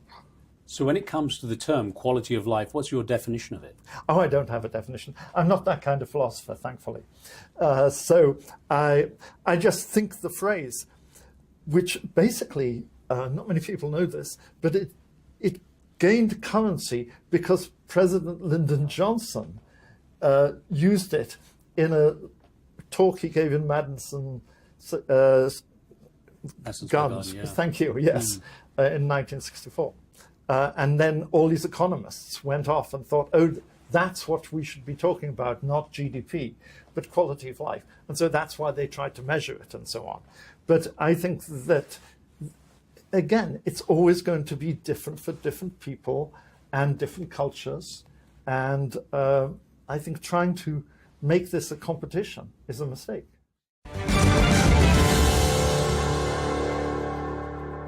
Do you find the world of philosophy is a shrinking one? Oh, that's a very provocative, in its own sense, it's a very provocative question. At times, I do feel philosophy is shrinking. That is, I do feel philosophy is becoming ever more so specialized and structured only on the repetition of its own tradition, which is an extremely rich tradition. And certainly we need that form of specialization in universities and research centers. And I'm a professional philosopher, so I'm not going to criticize that. But at the same time, I do feel that what philosophy really needs and how philosophy can really help, because we always say philosophy cannot help our society, they're abstract and they're living in their ivory towers in Cambridge and Oxford or wherever. But where philosophy can really truly help is to develop and deploy in what is common, what is to reveal in what is common, what is singular. That is, from where we can reinvent ourselves. I think philosophy has a task today to insist on the reinvention of our humankind. Is the problem that philosophy is considered elite? Is that the issue? No, it's one of the problems. It's one of the problems, and I think philosophy has a great responsibility in that elite manner of appearing, and I think philosophy must, in a way, come down from that elite status and become much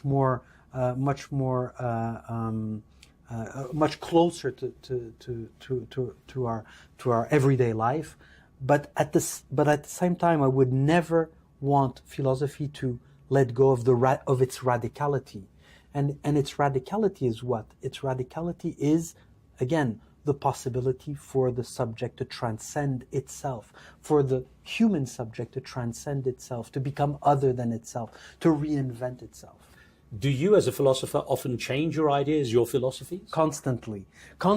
And I think, if I may be a little bit provocative even about philosophy, I think one of the great dangers of philosophy and of philosophy as a discipline is to always pretend that coherence is the sole motivator for human beings.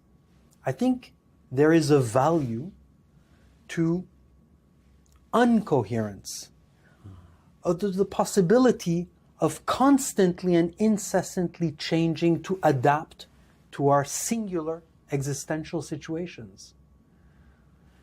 The situation of 1968 is not the same situation in 2024. We need to have not only evolved from 68 to 2024, but rethink the very concepts that were used in 68, rethink those concepts for 2024. That means constantly and incessantly change.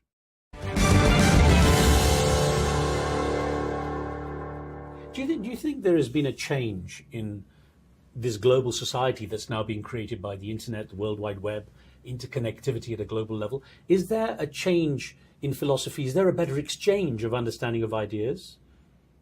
Yeah, I would say the culture interact when there is, at first and foremost, commercial exchange.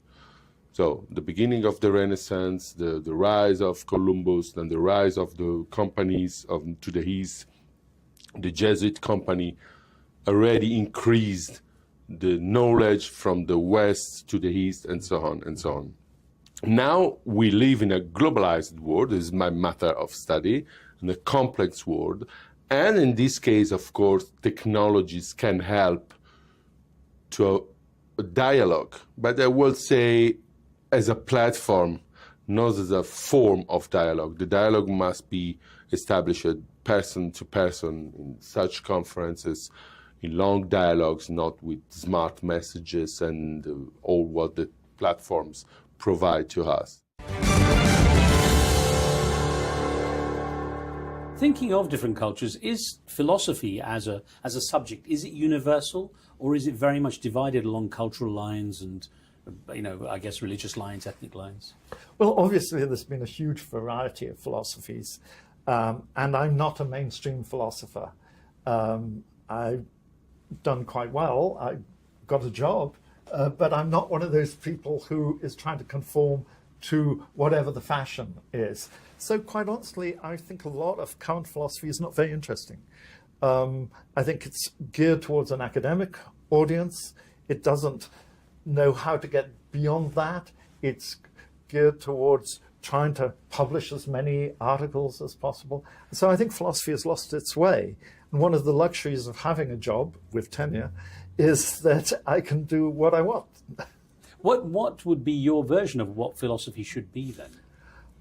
I think it should be trying to hear voices from more different people. And that's why I think that to a certain extent, what we call Western philosophy is somewhat played out, at least in terms of what it's become. I'm not denying the wonderful classics that I enjoy studying. So I'm not one of these people against the great books, as it were. But I do think that if we could hear more from people from India, from Saudi Arabia, from Algeria, wherever, I just think that that is what will refresh and renew philosophy, because it's coming from different conditions, different contexts. People have different intuitions depending on where they're brought up. Well, my intention would be to speak with you a lot longer, but I'm going to ask you a final question as we are running out of time. And that would be, is philosophy as a concept, as a source of inspiration and kind of debate in society, is it dying? I want to make a very firm distinction here. I think if I look at academic philosophy as it's practiced in many elite institutions, I would say it deserves to die. If you look at the issues that ordinary people have that we need to introduce or reintroduce back into philosophy, then it'll never die. Professor Robert Bernasconi, what a pleasure. Thank you, sir. I enjoyed it too. Thank you. Professor Versopi, thank you so much for joining me on the show. Thank you too. Thank you, sir. Well, Dr. Joseph Cohen, what a pleasure. You've provoked a lot of thought here, I hope, with the people watching. Certainly have with me. Real pleasure. Thank you, sir. Thank you so much. Thank you very much. Thank you.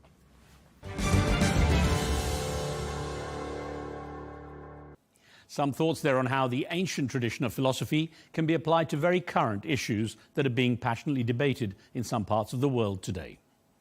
Thanks to all my guests for their respectful, considered and sensitive contributions they brought to this episode. I'm Riz Khan from me and the team. Thanks for watching. We'll see you soon.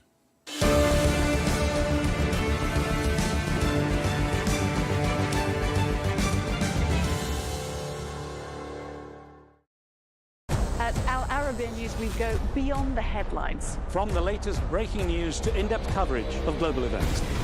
We're not bought or sold. Nobody owns us. The loss of life, the destruction of property. The conflicts are such a terrible thing. Context and analysis to help you see the full picture. The world is in a very dangerous place. Join us on Arabiya News, It's very impressive. where knowledge meets perspective.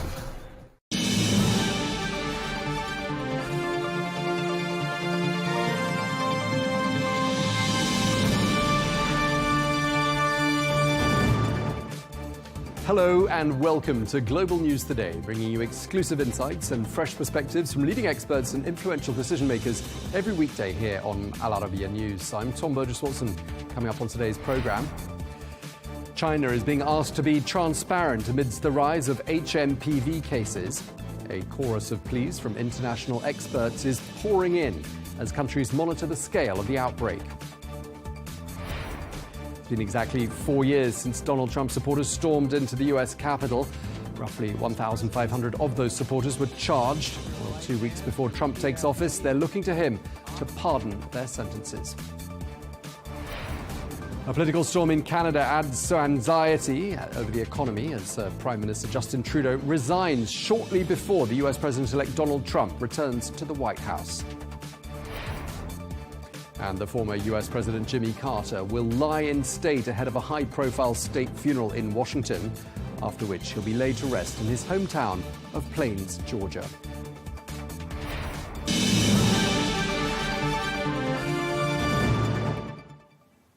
Hello and welcome to the programme. In recent weeks, scenes of hospitals in China with masked people have been doing the rounds on social media, sparking worries of another pandemic. Well, Beijing has since acknowledged a surge in cases of the flu-like human metapneumovirus, or HPMV, especially amongst children. Well, like many respiratory infections, HPMV is most active during the late winter and the spring.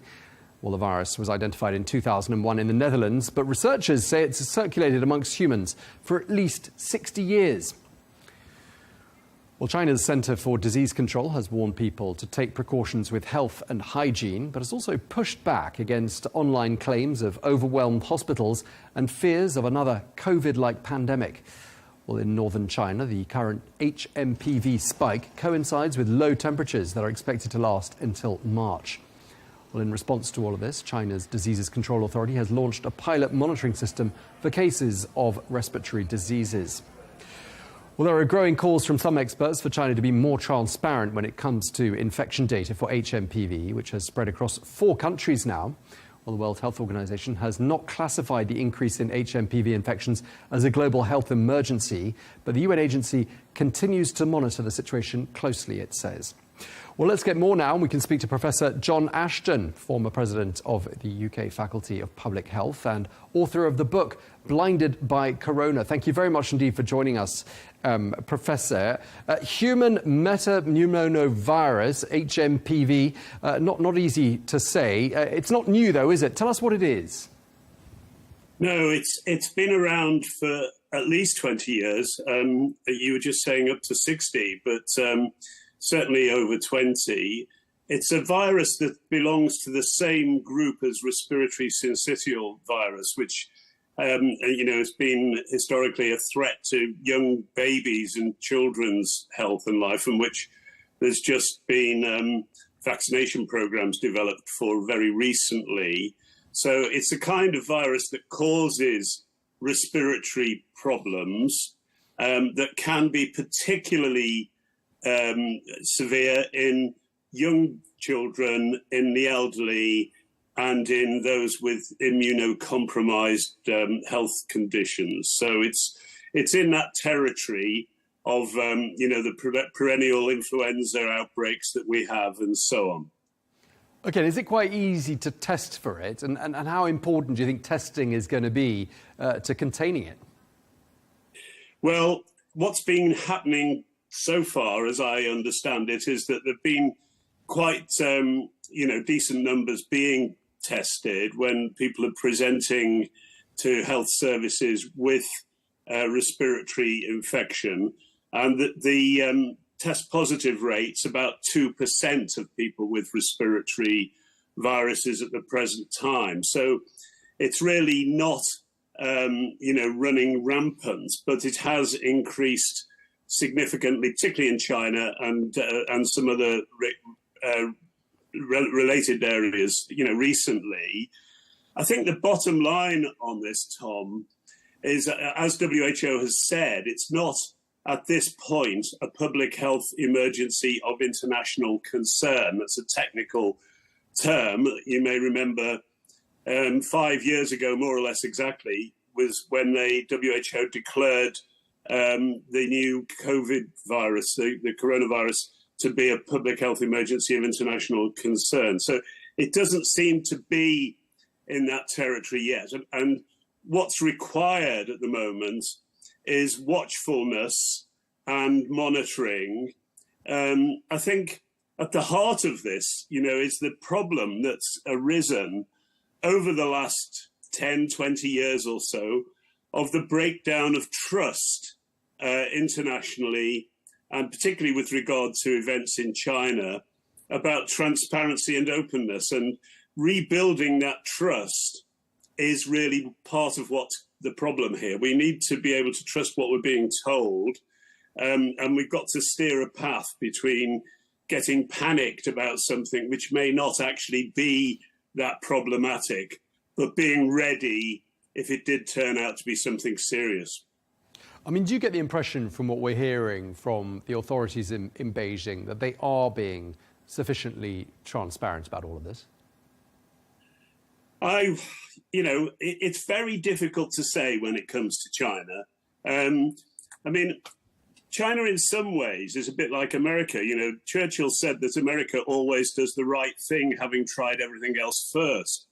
And China's a bit like that. We saw how effective they were in tying down the pandemic once they were willing to admit what was going on and once they took it seriously. So, it's 5 years now, and I think this is a prompt for everybody, really, about have we really learned all the lessons from the recent pandemic, so that public health systems, particularly testing and monitoring and all of those infrastructure things about the public health services internationally, have they now been strengthened and put on alert for when these kind of things happen, Yeah, and if the Chinese aren't being sufficiently transparent about all of this, I mean, whose job is it to make sure that they do come clean? I mean, does that rest with the World Health Organization, or is it just international pressure?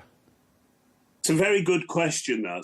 I think a lot of people and media outlets are under the wrong impression about the World Health Organization. They sometimes seem to present it as being a World Health Authority with authority and powers, but it isn't like that. It's a United Nations agency charged with doing what it can to protect the health of the populations of all the countries in the world, but it has to do that by consent. It doesn't have power. So, there's 140, 150 or so countries in the WHO. They have an annual meeting in Geneva every summer of all the ministers of health from all those countries, and they strive to reach agreement on what to do about particular things. But, this is not an authority, and it's very tricky. And we've seen over the years, we've seen with other outbreaks, we saw it with bird flu, we saw it with SARS, we saw it particularly with Ebola, and then with COVID, the difficulty in steering a path where WHO doesn't get accused of jumping the gun and calling for difficult measures, very severe measures, too soon, or on waiting too long. And they have to try and persuade and gather the countries around them to do the right thing. And you remember the Director General of WHO during the pandemic, who repeated as a mantra about testing, tracing and isolating. And, many countries, including actually the United Kingdom, was very slow to do what they were being asked to do by WHO. One of the countries that really did very well in the pandemic was actually a small country, but very effective, was Bahrain in the Gulf, that really as a centre of travel and transport and commercial activity, really did remarkably well in acting promptly and getting everything, all the ducks lined up in a row. Yeah, indeed. And I just want to go back to sort of recalling the early days of COVID, because you were vocal early on when a lot of people were saying perhaps you were being a little alarmist. You were there in March telling a panel on a television show that this was serious and needed to be taken seriously. And you were met with headlines like ranty professor shut down on television and Tory MP in brutal put down of lefty health expert. You must feel pretty vindicated looking back on that several years later. But you don't sound as alarmed today as perhaps you were sounding in March 2020. Is that a fair assessment? I think that's correct at the moment. I mean, I'm sad about what happened at the early part of the pandemic with COVID and the failure, particularly of my own government to act properly and effectively and so on. But, I've been in public health for the best part of 50 years. I've dealt with most of these previous virus situations at the local and the regional and the national level.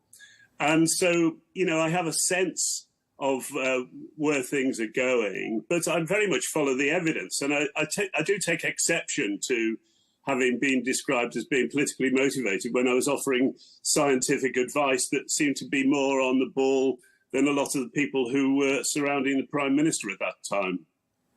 Sure. Well, let's steer away from politics in that case and get back to medicine and back to the matter in hand, HMPV. If someone's watching, they've got some symptoms, some typical infections that are circulating at this time of the year. How can they be sure, or how could they perhaps think that they might have HMPV? What would be some of the telltale signs? Well, it's really very similar to what we were saying in the early days of COVID. Once we understood what the virus was, people need to take personal measures if they have a virus infection, a cold-like illness or a flu-like illness. This virus, the HMPV virus, normally will pass in a few days, 3 or 4 days. People should get over it, as you would with the flu. It's obviously particularly worrying if you talk about elderly, frail people who might go onto their chest and might develop pneumonia. So, it's a question of that common sense approach that we always need every time the flu comes round. And it's been quite a bad season in Europe for flu-like illnesses this year.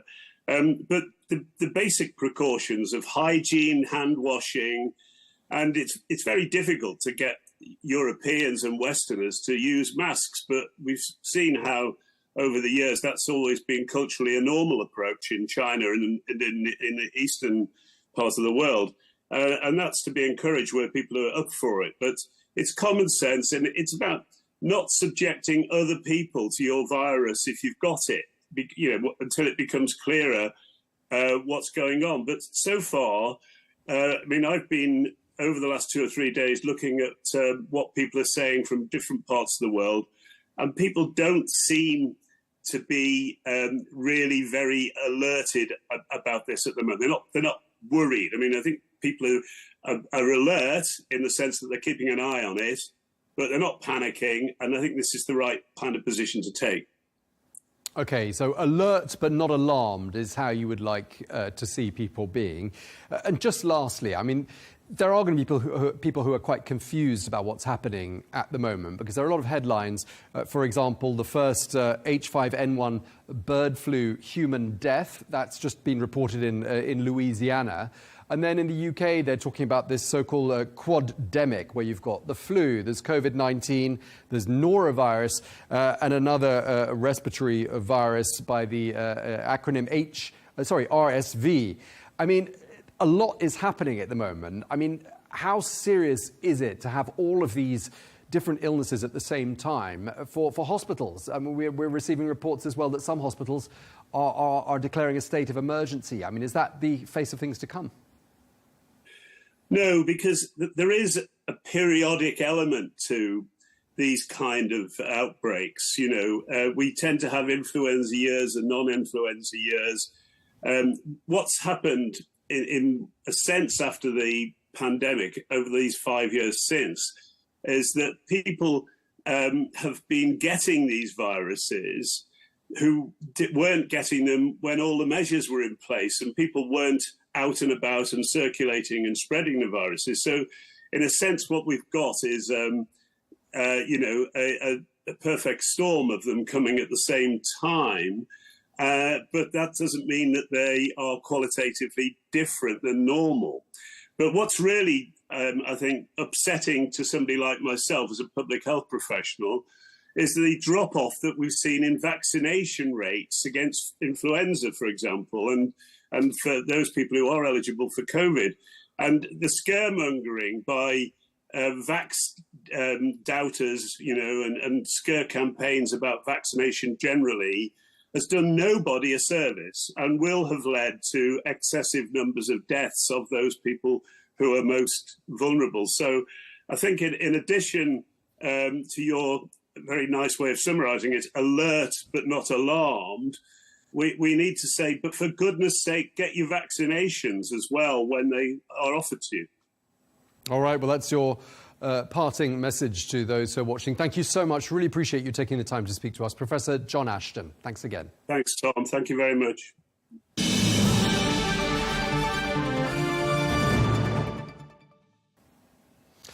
Now, it has been 4 years since Donald Trump's supporters stormed the US Capitol. Well, President Joe Biden said the events of the 6th of January should not be forgotten or rewritten. Well, following on from the riot, prosecutors have charged more than 1,580 people with crimes tied to the riot, including more than 170 who are accused of using deadly weapons. Well, charged as part of the largest investigation in the history of the Justice Department, they've been waiting to see if President-elect Trump fulfills his promise to pardon them or commute their sentences. Well, yesterday, Monday, the 6th of January 2025, was the very same certification ceremony that was held in 2021. It went off without a hitch, with none of the violence seen 4 years earlier. Well, for more, we can speak now to Mick Mulvaney, the former Chief of Staff to Donald Trump, who joins us from Washington. Thank you very much indeed for joining us. Just remind us where you were on the 6th of January 2021 and what went through your mind that day.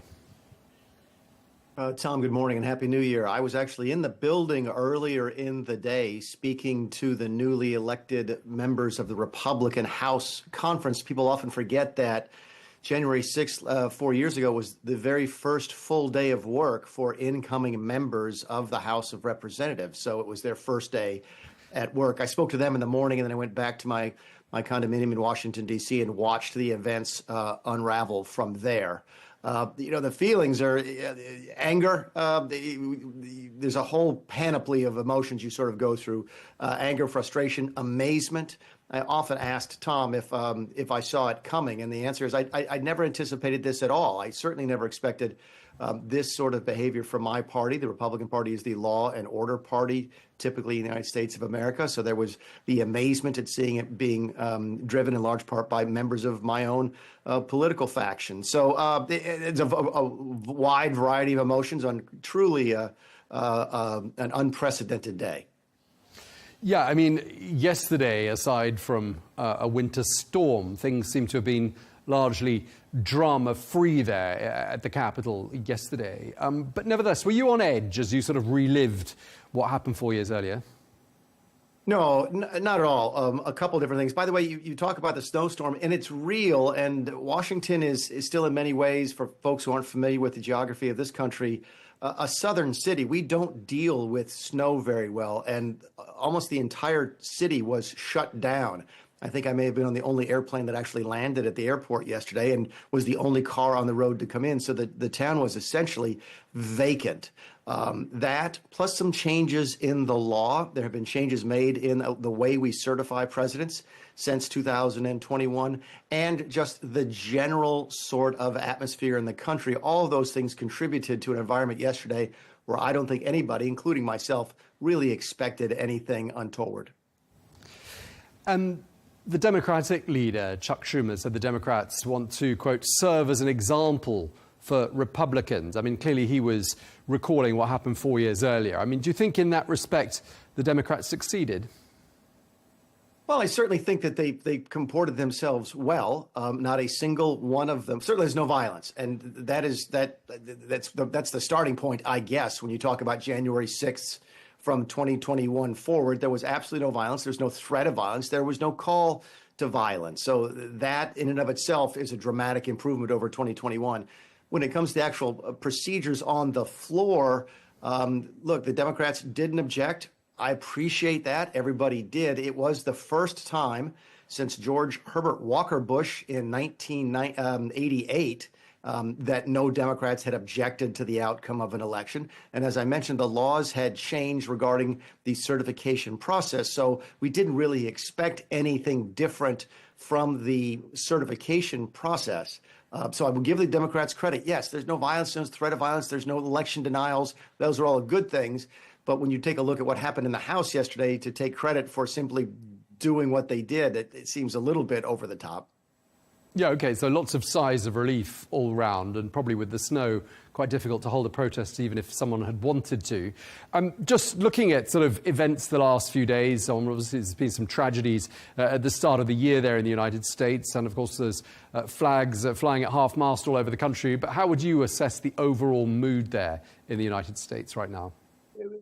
The mood is very good. Every time we have an incoming administration, there's sort of a little bounce in the American spirit. If you look at the approval ratings of presidents on their incoming term, they tend to be highest right after they get sworn in. There's a large portion of America, probably folks down the middle, who are, even if you didn't vote for the incoming president, regardless of what party, you're sort of willing to give him the benefit of the doubt for a short period of time. There's that honeymoon period for all new presidents. Now, whether or not Donald Trump is a new president is sort of open for discussion because he's been president before. But generally speaking, it's a new year, it's a new administration. There's a good deal of optimism. But you're correct to point out that we're all scratching our heads a little bit over what happened over the New Year holiday, the terrorist attack in New Orleans, the bizarre events at the Trump Hotel in Las Vegas with a gentleman blowing himself and his car as is Elon Musk's Cybertruck up in front of the Trump Hotel. There's a little bit of trepidation as we move into what's a big week for us, or a big month for us. Keep in mind, we will be doing the funeral services for former President Carter. This is going to be a high security event. You'll be doing the inauguration of the president on January 20th, another high security event. The new president will then address a joint session of Congress a couple weeks later, another high security event. On top of all that, we have some of our big sporting events coming up. You have the professional football Super Bowl coming up, the college football championships coming up, large, high-profile events where security will certainly be front and center. And people are sort of looking at that and hoping and planning for things to go as well as they possibly can. You mentioned Tesla and, by extension, Elon Musk just there. I'd just like to get your views, because something we've been talking about as we start the new year here on Arabiya News are the comments by Elon Musk directed at the leadership and the events in other countries beyond the United States, notably the United Kingdom, but he's also expressed opinions about the political discourse in Germany as well. What do you think he's trying to achieve? Well, I think he's doing what anybody's doing. I mean, if you could, on this program, seek to influence a foreign government in some way that you would thought would be beneficial, you'd probably do it. You'd inform people, you'd try and educate people and try and sort of get them to see things your way. Elon Musk had a tremendous amount of success in the 2024 election here in the United States, more so than I think anybody realized. I don't think they anticipated his level of influence when he purchased Twitter, now X, I don't know, a year and a half ago. He's extraordinarily close to the president now. As I think has been, you probably well know, he is chairing this unofficial commission on government efficiency, working very closely with the incoming Trump team. He is now moving at the highest levels of the American government. And my guess is, I don't know Elon, I've met him a couple times, is that he's simply flexing his muscle and saying, look, if I can do this in the United States and maybe point that country in the direction that I think is the right direction, why not try it someplace else? Be curious to see how he's received in other countries that don't have the same protections on free speech and the same histories of open debate as we do.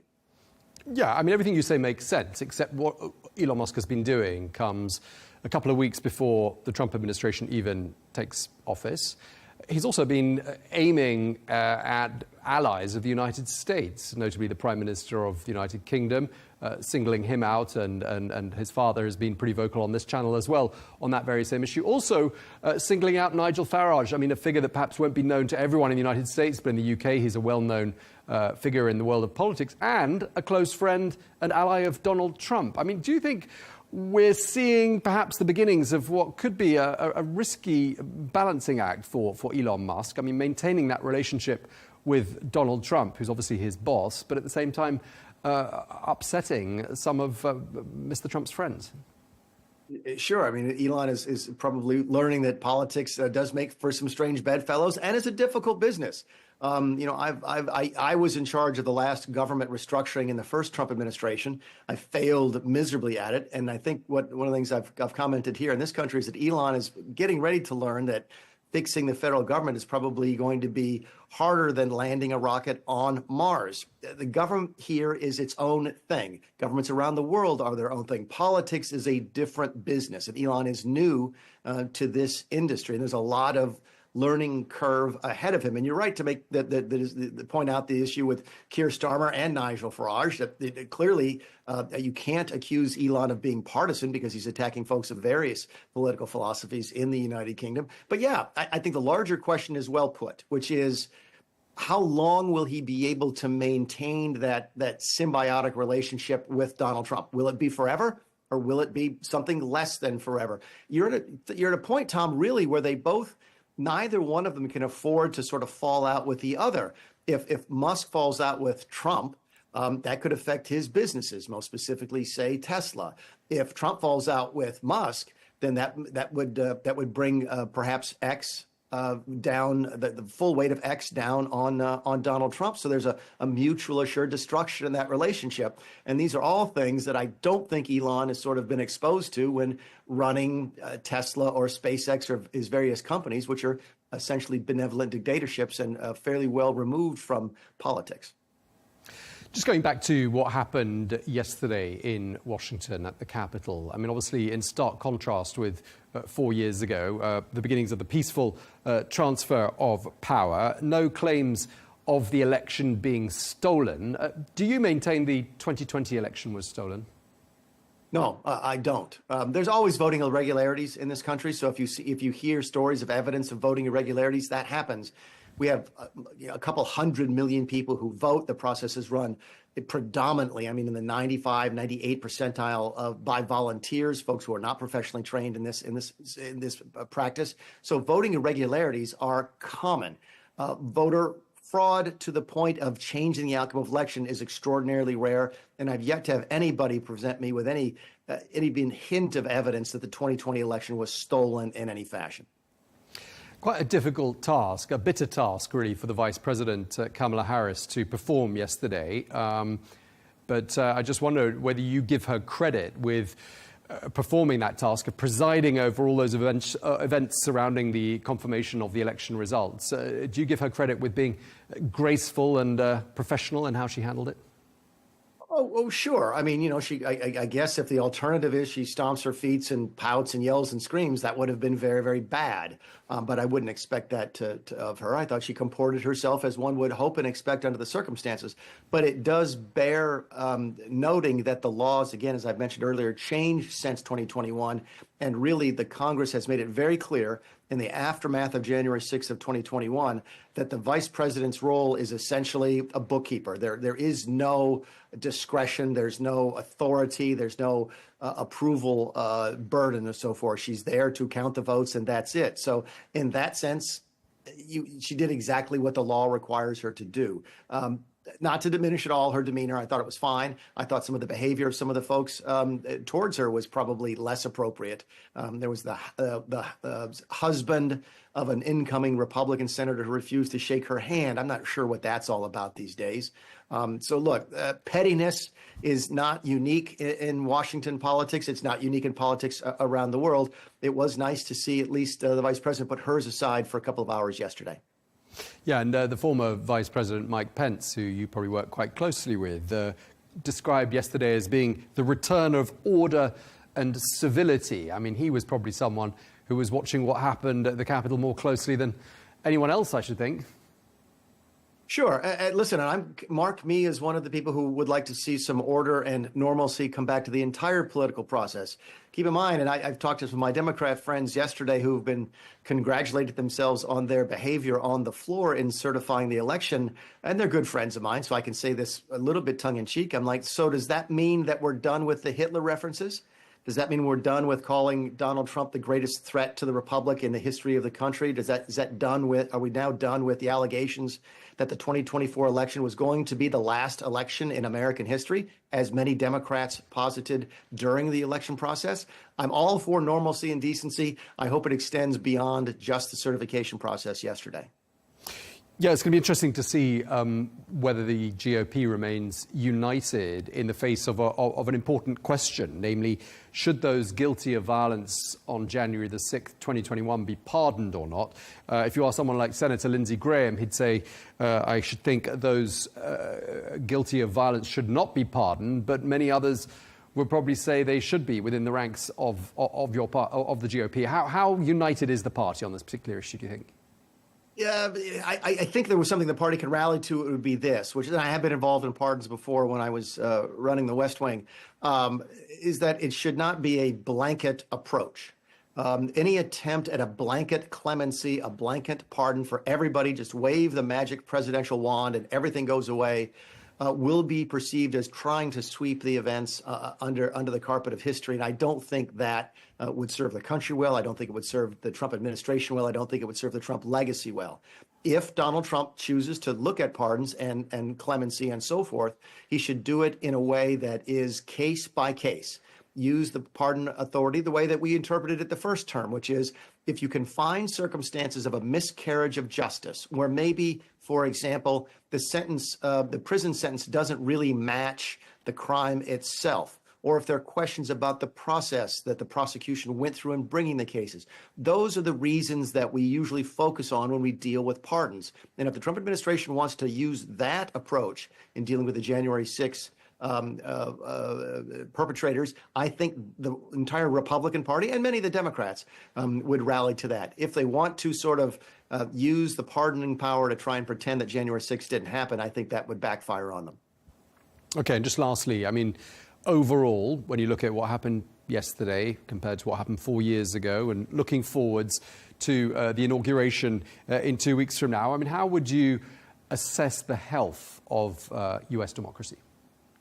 Well, better than a lot of people, I think, warned that it might be. Again, we just went through a process where half the country told the other half, if you elect Donald Trump, the country's going to end. And I think everybody's now sort of realizing that that was hyperbole and exaggeration. And don't get me wrong, hyperbole and exaggeration are part of politics. I get that. But we went to a place during the 2024 election that I don't think a lot of people were comfortable with, including myself.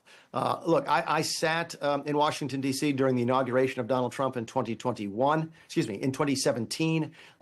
We had riots, then small-scale riots, cars set on fire, that type of stuff. I hope we get through it in the next couple of weeks here with absolutely no violence whatsoever. If the protests do take place, that they are civil. We have a long history of that in this country, and I hope we get back to the ordinary rhythm of the politics of this nation, which is we do fight like cats and dogs during the political season, but when the gavel comes down, it's time to do business.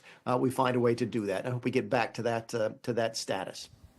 All right. Well, thank you very much. A pleasure to talk to you as ever. Mick Mulvaney, former Chief of Staff to Donald Trump. Thank you. Thanks, Tom.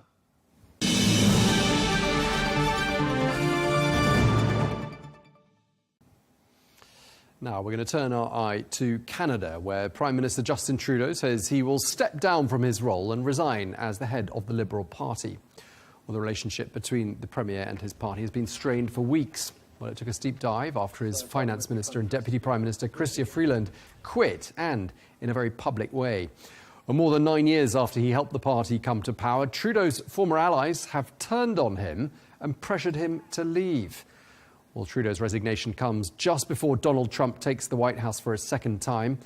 The incoming US president and Trudeau have had a strained relationship over the years, with Trump now renewing his offer to absorb Canada into the United States as the 51st state shortly after that announcement by Trudeau. Well, trade and immigration are at the top of Trump's action items with Canada. The US president-elect has promised to slap a 25% tariff on all goods coming into the US from Canada if the Canadian government does not secure its borders and stop the flow of illegal immigrants and drugs. Well, with the governance of Canada in turmoil and no successor yet, the tariffs issue may impact Canada as early as this month, because Trudeau is set to stay on as Prime Minister until a successor is chosen and the Parliament is suspended. Well, for more on all of this, we can cross to Toronto and speak to the former advisor to Justin Trudeau, Omar Aziz. Thank you so much for taking the time to speak to us. He's been in power for a decade now. Why has Trudeau decided to resign now, do you think? Well, thanks for having me. I think that the writing was on the wall. People, including myself and others, have been calling for this for the better part of a year now. Frankly, it should have been done last summer. But in the fall and in the winter, the Prime Minister lost the support of his caucus, of his MPs, and of his party. And it just became extremely clear to everyone, including himself and his office, that it was time to go.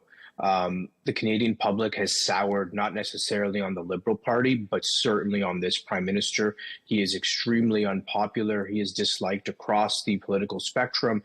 And if it became very evident that if he were to lead the party into the next general election, which is scheduled for this year, that the Liberal Party, which historically has been considered the natural governing party in Canada, it's been in power for many years, would get completely wiped out. They would get completely decimated. They might not even exist as a political party. That's how unpopular he was. So he saw the writing on the wall, and I think he tried to take control of this and wanted to step down, give the party the chance to elect a new leader and go forward in this election and to negotiate with Donald Trump with a fresh face and a fresh leader. And it was necessary at this point.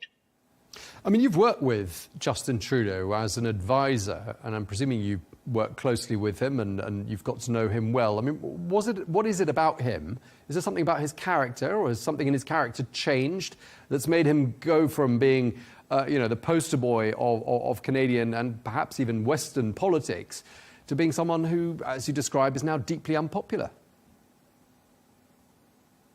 No, I think that the very thing that made him a blessing to so many Canadians was also a curse, which is that the Liberal Party was built around him.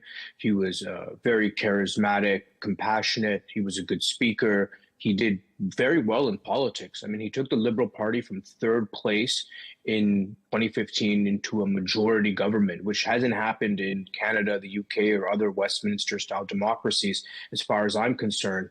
But I think over time, the culture and the public sentiment changed quite quickly. He was successful in negotiating with Donald Trump in 2017, 2018, with regards to NAFTA. Many Canadians at the time liked how he handled the pandemic, supporting Canadians through a very difficult time. But I think people began to see him as more in it for himself or for the personal brand. They began to feel that he was not authentic and not speaking to their concerns. Sometimes these quips that he would give, there was one time where he criticized or corrected a young woman for using the term mankind. And he said, well, this is people kind. And people couldn't tell whether he was joking anymore, whether he was a caricature, whether he was a cartoon. And I think they really started to lose faith in that and in that whole, in the charisma. And you have to remember, the Canadian economy has not been doing well for the last 2 years. So when people feel the hit in their pocketbooks, in their wallets, at the grocery stores, and then they see kind of this gimmicky prime minister on television, that really rubs them the wrong way. On the other side, you had the Conservative Party with a very effective leader hammering Prime Minister Trudeau every single day on the same message, calling him things like wacko and other names and saying that he's economically illiterate and repeating that incessantly. So a combination of these different factors came together to create a perfect storm. And look, politics is about windows. There's windows of opportunity and time. Someone who's made for the right moment at one time is not necessarily right for a later time. And Prime Minister Trudeau did well in some of his years, but by 2021, 22, 23, it was very clear that the public had moved on, and politicians often struggle to move on, and it was his time now to move on as well. Okay, I mean, we could be some months away from the next election. I mean, it's unlikely to happen before May, but I gather it has to happen by October. I mean, as things stand, obviously, as you've been saying, the Liberals face a resounding defeat. But assuming they replace Trudeau with the right person, that's not guaranteed, is it? No. I think that they're having a leadership race now. They're starting it over the next 5 or 6 weeks. There are a number of contenders. Some of them are outsiders. Nothing is certain or guaranteed ever in politics, right? And election campaigns are uncertain by definition, and anything can happen at any time. So as things stand right now, if there was an election called today, the Conservatives would wipe out the Liberals, right? And they would be the ones negotiating with Donald Trump. And it's also possible that Trump holds off on the tariff threat and wants to wait until there's an election in Canada and then negotiates with the new Canadian government.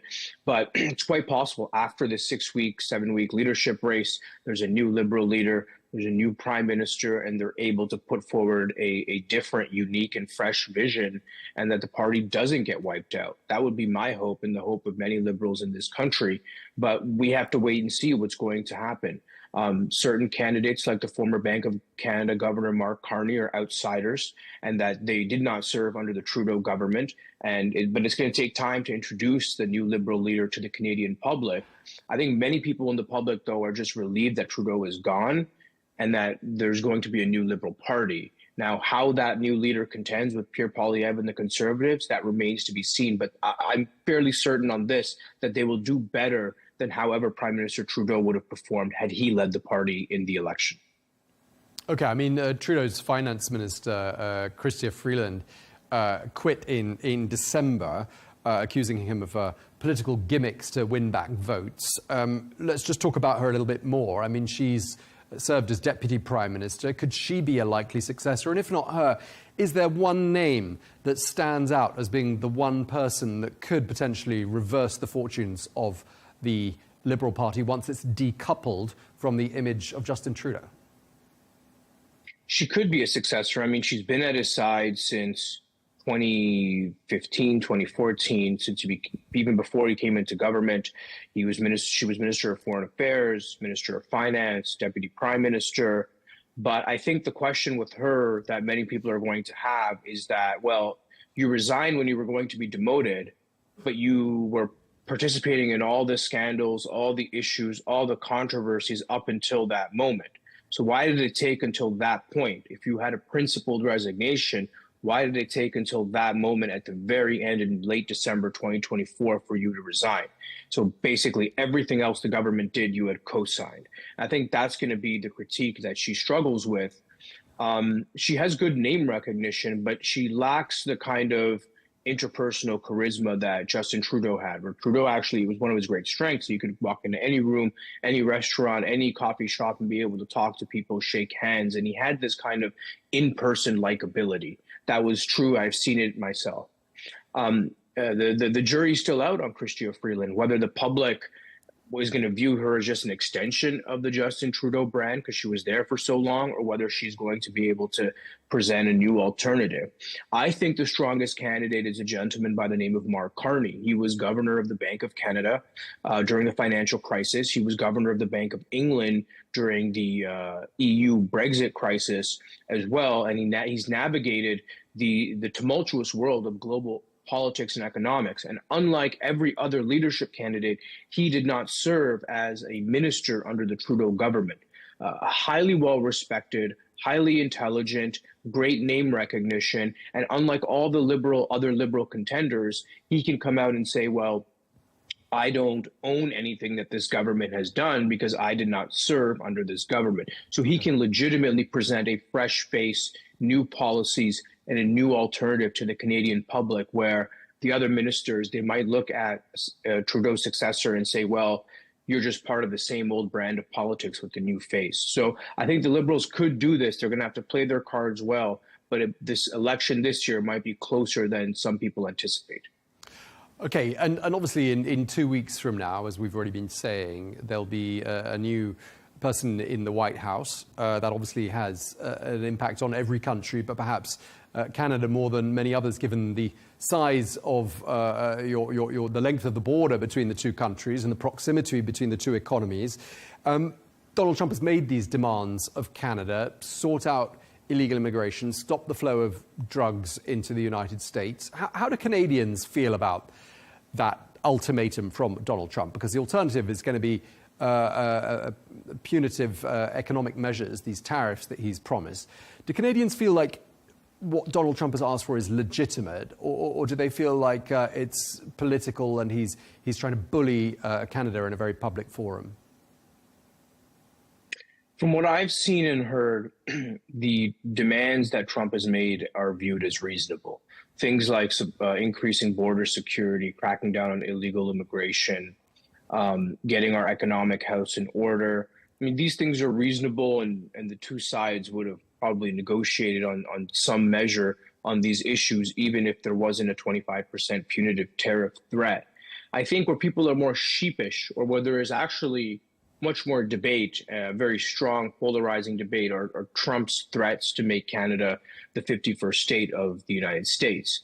Now, if we were talking a few weeks ago, I might not even bring that up because we would consider that a joke, as would many other people. But President-elect Trump now has brought that up a few times, including after Prime Minister Trudeau's resignation. So he's probably using it as a negotiating tactic. Some others are saying that Canada and the United States could form an economic union where Canada would keep its sovereignty, but they would be closer in terms of economics, Bank of Canada, Federal Reserve, the currency, and other things. But I will tell you this, in the streets of Canada, in Toronto and elsewhere, everywhere I go, people are really debating and discussing this new Trump administration and what the relationship between Canada and the United States could look like that could improve the prosperity of both countries and both populations. So needless to say, it's going to be an interesting few weeks and months. I think the tariff threat is just a stick to get Canada to the negotiating table to make concessions. And ultimately, we will see what happens. It begins by having a strong government here in Canada so that Trump has a negotiating partner, and for Canada to show up to that negotiating table with strength. Okay, well, thank you very much indeed for taking the time to speak to us. Really appreciate it. Omar Aziz, thank you.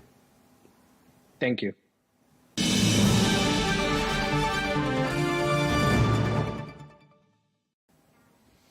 Well, staying with the United States, where for the final time, former President Jimmy Carter will be honored in Washington, D.C. ahead of his state funeral.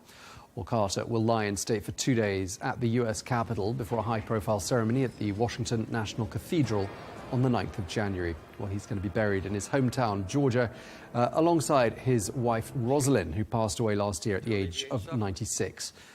Well, President Joe Biden has declared a day of national mourning for Thursday. Well, for more, we can speak now to Ambassador Stuart Eizenstat, former White House Domestic Affairs Advisor under President Carter and former U.S. Ambassador to the European Union, and also Undersecretary of State during the Clinton administration. Thank you so much for joining us, Ambassador, and thank you for taking the time to reflect on the life of Jimmy Carter, who lived longer than any other U.S. president in history. What is your fondest memory of the 39th president? Well, I worked for him for 55 years. I was his policy director for his gubernatorial campaign in 1970, for his presidential campaign between 74 and 76, and his chief domestic advisor. And I would say that there are two particularly fond memories. The first is on election night in 1976. It was an extremely tight election with President Ford, the incumbent. And we only got the news at 3 a.m. in the morning from the governor of Mississippi, Cliff Finch, that we had won Mississippi, and that put us over the required 270 electoral votes. And the feeling of exhilaration was overwhelming. Here was someone who came from nowhere. He was unknown, and he captured the Democratic nomination and then beat the incumbent president. And it was I had worked for that campaign for 2 years. So it was a time of enormous joy and exhilaration. Second is that when he was president, he racked up many, many more victories, both on the home front in legislation and on foreign policy than people thought.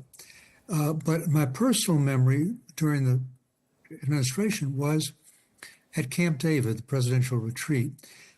Despite the fact that he was a real taskmaster and demanded excellence from us, he also realized we were going to be away from our families a great deal because of work. And he allowed us on weekends to come up to Camp David with our families when he was there.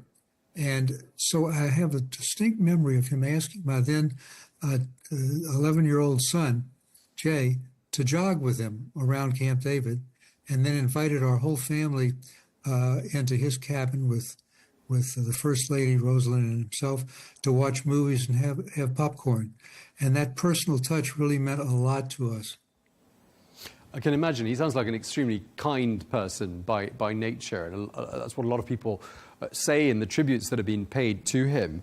The journalist and author Jonathan Alter described President Carter as having a complex personality. On the one hand, he said he was humble, affable, open, but there was another side, he said, could be sometimes quite difficult, prickly and stubborn. Does any of that ring true to you?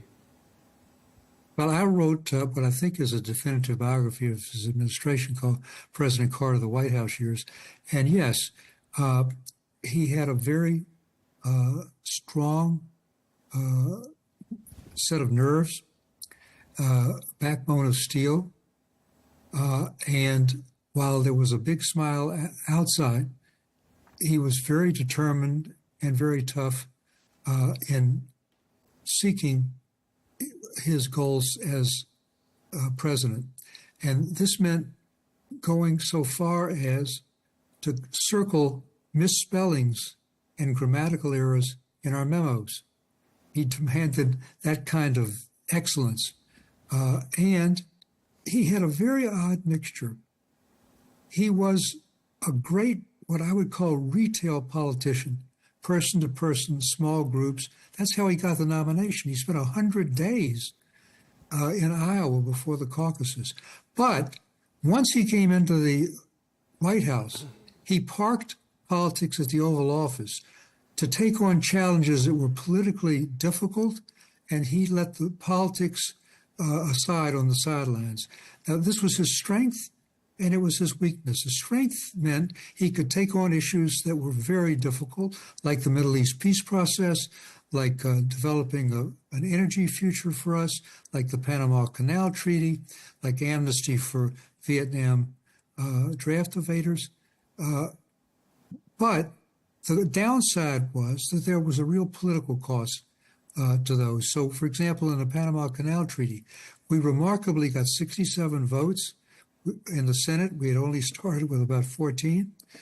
But 9 of the senators, Democratic senators, who voted for it, lost their seats in the next election.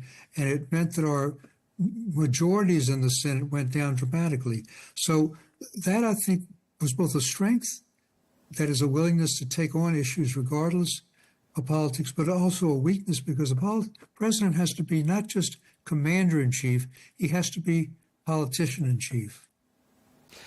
Jimmy Carter, of course, lived to the age of 100, as we've been saying, and he cast his ballot in November. He was adamant that was going to happen. According to his son, he cast his ballot by post. Just how aware do you think he was, right up until the last weeks and months of his life, of US politics today? And what do you think he made of it all? Yes, he kept in very close touch, listening to the news, sending out occasional messages, saying that he wanted to vote one last time for Kamala Harris. So he was very much aware of that. But I think that what I am trying to do in all of my interviews, he had a great post-presidency. Everybody agrees, Republican and Democrat, that he was the greatest former president. He created at the Carter Center an oversight of over 100 elections around the world. He cured 2 African diseases, river blindness and guinea worm. But my goal is to redeem his presidency. The fact is, I believe he was one of the most impactful one-term presidents. And I think he just got a lot of satisfaction out of the fact that myself, in my book, President Carter, the White House Years, Jonathan Alter, Kai Bird, really agreed that on energy, on ethics, on education, on environment, on deregulating the entire transportation system, airlines and trucks and railroad, on civil rights, appointing more blacks and women than all 38 presidents before him, and particularly in foreign policy. And we were talking here in Dubai, and I've, by the way, been to Dubai several times, have a great passion for Dubai. And that is the Camp David Accords. It was 13 grueling days and nights. He drafted 22 peace agreements to try to get Anwar Sadat of Egypt and Menachem Begin of Israel together. And on the last of those 13 days, Begin came to his cabinet and said, Mr. President, I can't make any more compromises. I'm going home. And Carter, realizing that this would leave Sadat in a totally exposed position after his courageous trip to Israel and put a stain on his own presidency, remembered that Begin had a great fondness for his 8 grandchildren. So he got 8 copies of the original photo made of the 3 leaders when they came to Camp David, and he got the names of each of the grandchildren, penned it to each of those with hopes for peace. Jimmy Carter went over to Begin's cabinet and handed it to him. He saw Begin's eyes tear and his lips quiver, and he said, Mr. President, for my grandchildren, I'll make one last try. And that's how we got Camp David done. And Camp David paved the way, by the way, for the Jordan peace agreement in '94 and for your normalization in the UAE in 2020 with Israel. It wouldn't have happened without him laying the groundwork. You've mentioned previously in this interview a number of the achievements of the Carter presidency, and yet putting the clock forward to the present day, Donald Trump, President-elect Trump, says he's going to undo quite a number of Carter's signature accomplishments, notably environmental protection, ceding control of the Panama Canal, dismantling the Federal Department of Education. Do you think we should take those pledges seriously, or do you think that was just the campaign? I certainly take them serious. I take them seriously, but I also believe that he won't be successful in many of the things he's seeking. For example, on energy, he's not going to reverse our deregulation. I think he'll have great difficulty reversing some of the renewable energy credits and conservation credits. I think he will try to dismantle the Department of Education. He tried in his first term and he failed.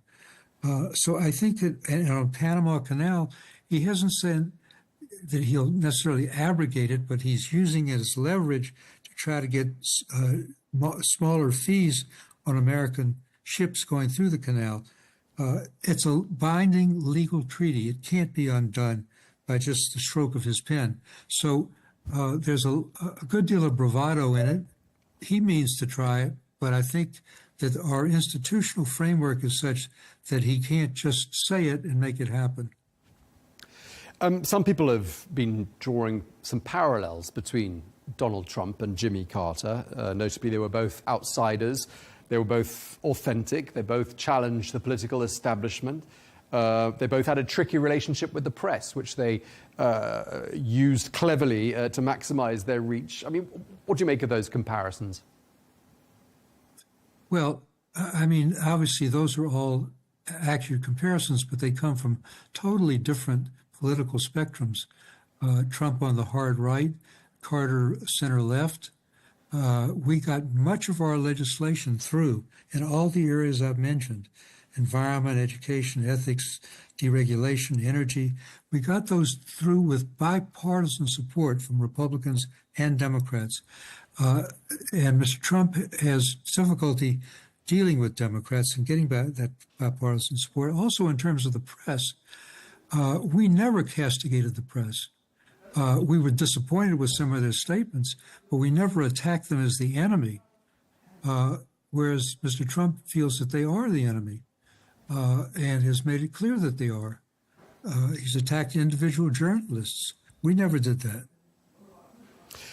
Of course, as you say, both very different men, Carter and Trump, in their personal lives as well as in their political beliefs. And of course, Donald Trump did mock Jimmy Carter as recently as 3 months ago on his 100th birthday. But he has been more gracious, hasn't he, in recent days, and paid tribute. Well, to only Jimmy after Carter died, but I think it was welcome that he was gracious, and I'm most appreciative that he's going to come to his formal funeral on Thursday. I'll be speaking and giving one of the tributes. President Biden will, and while President Trump won't speak, the fact that he's come is very important and very much appreciated. And I think that he may have to deal with Democrats now in the second term. And the reason I say that is that the Republicans have a paper-thin majority in the House, literally 1 or 2 seats. And there are many more moderate Republicans who won't necessarily fall into lockstep. So on things like raising the debt limit, which the Republicans hate, he may have to rely on Democratic support. Just tell us what's happening in Washington today, because President Carter's state funeral is on Thursday. Today, his body has been brought to Washington. Just tell us what happens today and tomorrow. Yes, so his body is being brought from Atlanta to Washington, where he will have his casket in the U.S. Capitol, the center of Congress, and it will be open to the public.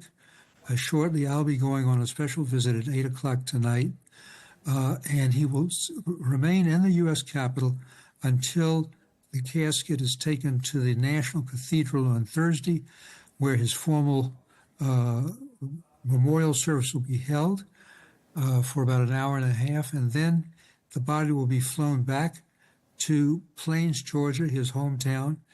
He came from a town of only 600 people. From there to the White House is quite a story. That's where he'll be buried next to Rosalind, his wife of 77 years. That's longer than most of us live. And it's a beautiful relationship. And he had always said that he wanted to live long enough so he didn't leave Rosalind alone and have her die, have him die first. So I think he feels very comfortable in the life he's led. I think he taught us how to live a life of service, a life of faith, because he was a very religious man, and he taught us how to die at peace with ourselves, knowing that he had given everything he had. He was a great public servant. He was a nuclear engineer. He was in the U.S. Navy as a submarine officer. He served as a state senator, as head of his local school board, as a governor, and as president.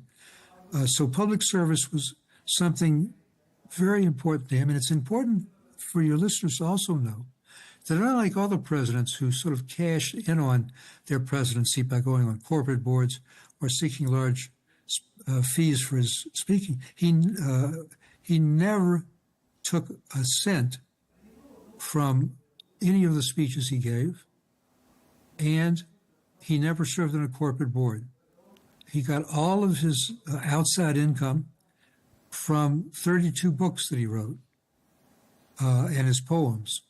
So he was a unique person. And even for the Carter Center, he didn't take a salary at the Carter Center.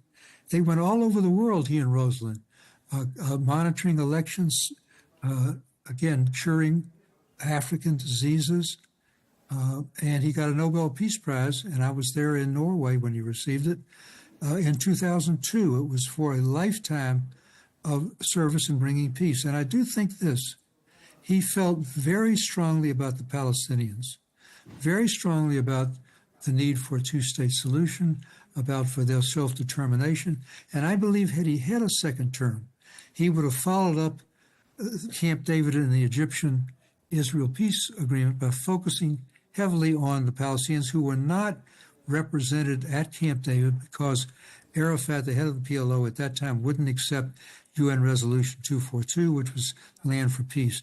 But he was very, very dedicated to the Palestinians, and that was part of his human rights and civil rights campaign. He was sympathetic with them as he was for American blacks and other minorities.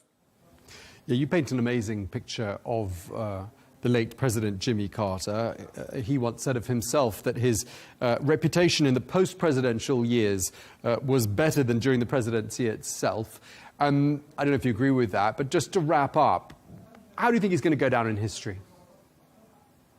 I think he's going to go down in history as a great peacemaker, a great public servant, and now as historians look back, that his presidency was not a failure, even though he lost re-election, that he was one of the best, most impactful one-term presidents we've had, at home and abroad.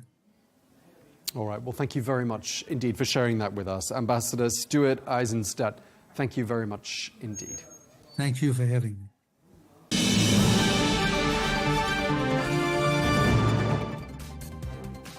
Well, that's all we have time for today's edition of Global News Today. Thank you very much indeed for watching. Be sure to join us again tomorrow for more exclusive interviews. Until then, bye-bye.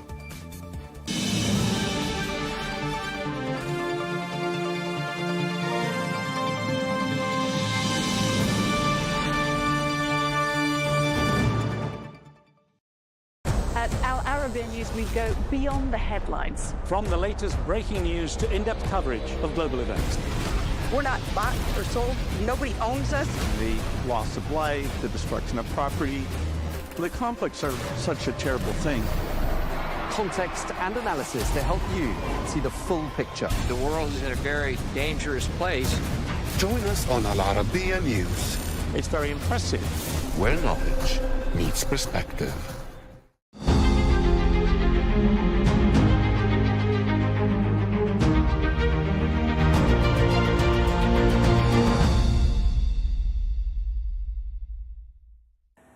Irene, thank you so much for joining Al Arabiya.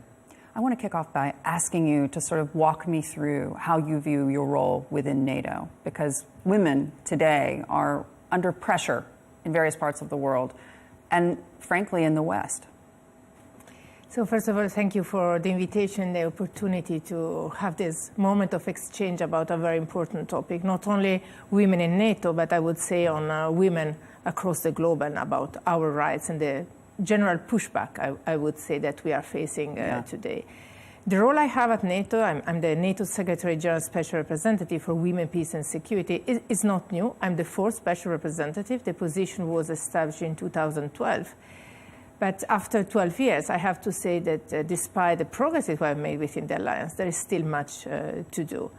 Of course, the work I do within NATO is around the mandate of the alliance. So it's specific about the role of women and peace and security. So we do not cover other issues. But of course, what we do contributes to advancing gender equality. And it is also stated in our latest strategic concept, endorsed in Madrid in 2022, that advancing gender equality is a reflection of the common values of the alliance.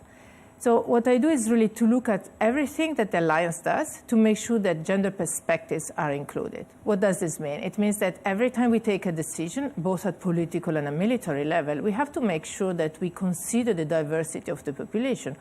Population is made by half by men and the other half by women, so we cannot take decision without considering that security is perceived in a different way by men and women. No doubt. How concerned are you when you see President-elect Trump's pick for defense saying that women shouldn't be in combat roles? This is a topic that has been discussed over the decades around the globe. The hope was that we had overcome the barriers, the cultural barriers. Certainly we have overcome the legal barriers. So everywhere in our across allies and also in our partners, countries, women are part of the armed forces. In different extents, I would say across NATO allies, we have an average of 12%.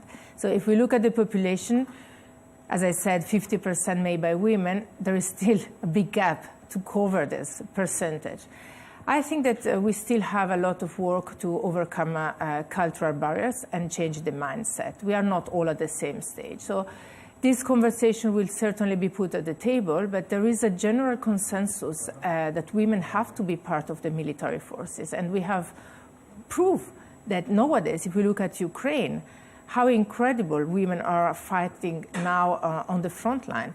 Since the full-scale invasion, a lot of women have joined voluntarily, and that's very important to say, that they were not obliged to do it. They are around 60,000 now in the armed forces. More than 40,000 are civilians, but the rest are military, and 5,000 are fighting on the front line alongside with their male colleagues. If the United States rolls back women's role in the military, and I mean in combat positions, does that weaken the NATO alliance and the NATO mission? I'm not expecting this change to happen. Of course, I'm expecting maybe some conversation around this, but there is a consensus. There are policies in place. This year, in Washington, D.C., and our big yearly summit, we endorse a new women, peace, and security policy. When we endorse a policy, 32 allies come together and they agree on what is on the policy. Including the United States. Including. Yeah. Indeed. And this lasts for 5 years. And the policy states very clearly that increasing participation of women in all peace and security efforts, both on the diplomatic and in the military side, is what we have to do if we want to enhance our operational effectiveness. Yeah. And this is where my work leads, to the implementation of this policy that will be translated next year in a new action plan. We are working on it. And this is where I will concentrate my efforts. Yeah. Talk to me about this. You mentioned Ukraine and the role of women there in combat positions that they've taken on as an act of necessity.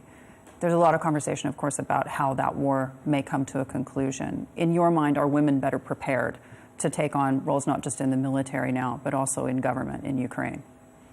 I think as historically we have seen how wars change the role of women within the society. They open up different possibilities because men go to the front line. In this case, the front line is both physical and also on the space, because we see the war in Ukraine played on the hybrid space and cybersecurity, but also with very old technique on the front line.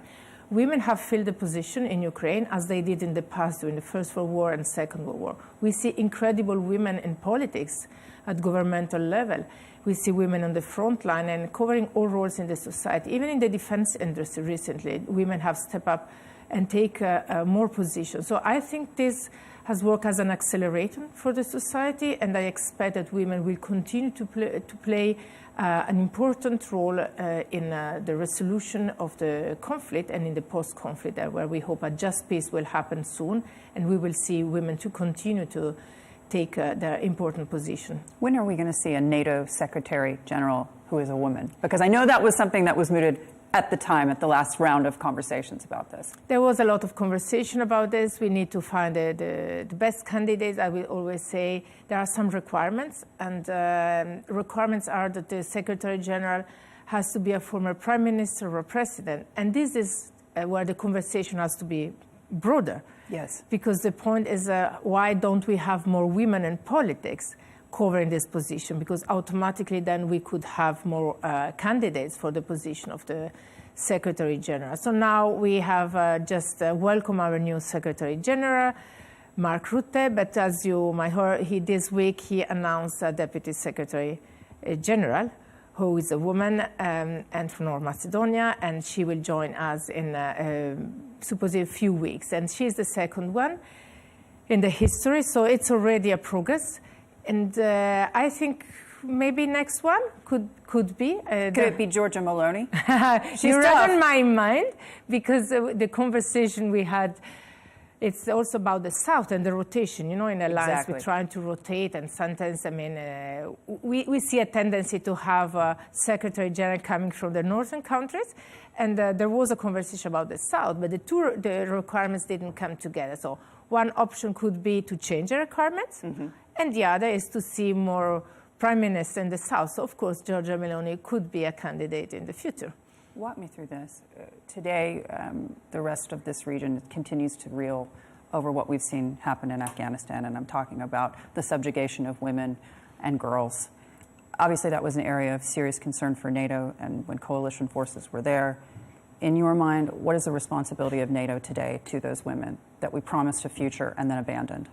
That's a difficult conversation to take. You know that NATO operates under mandates, and when we operate out of our area of responsibility, we do based on resolution of the United Nations Security Council.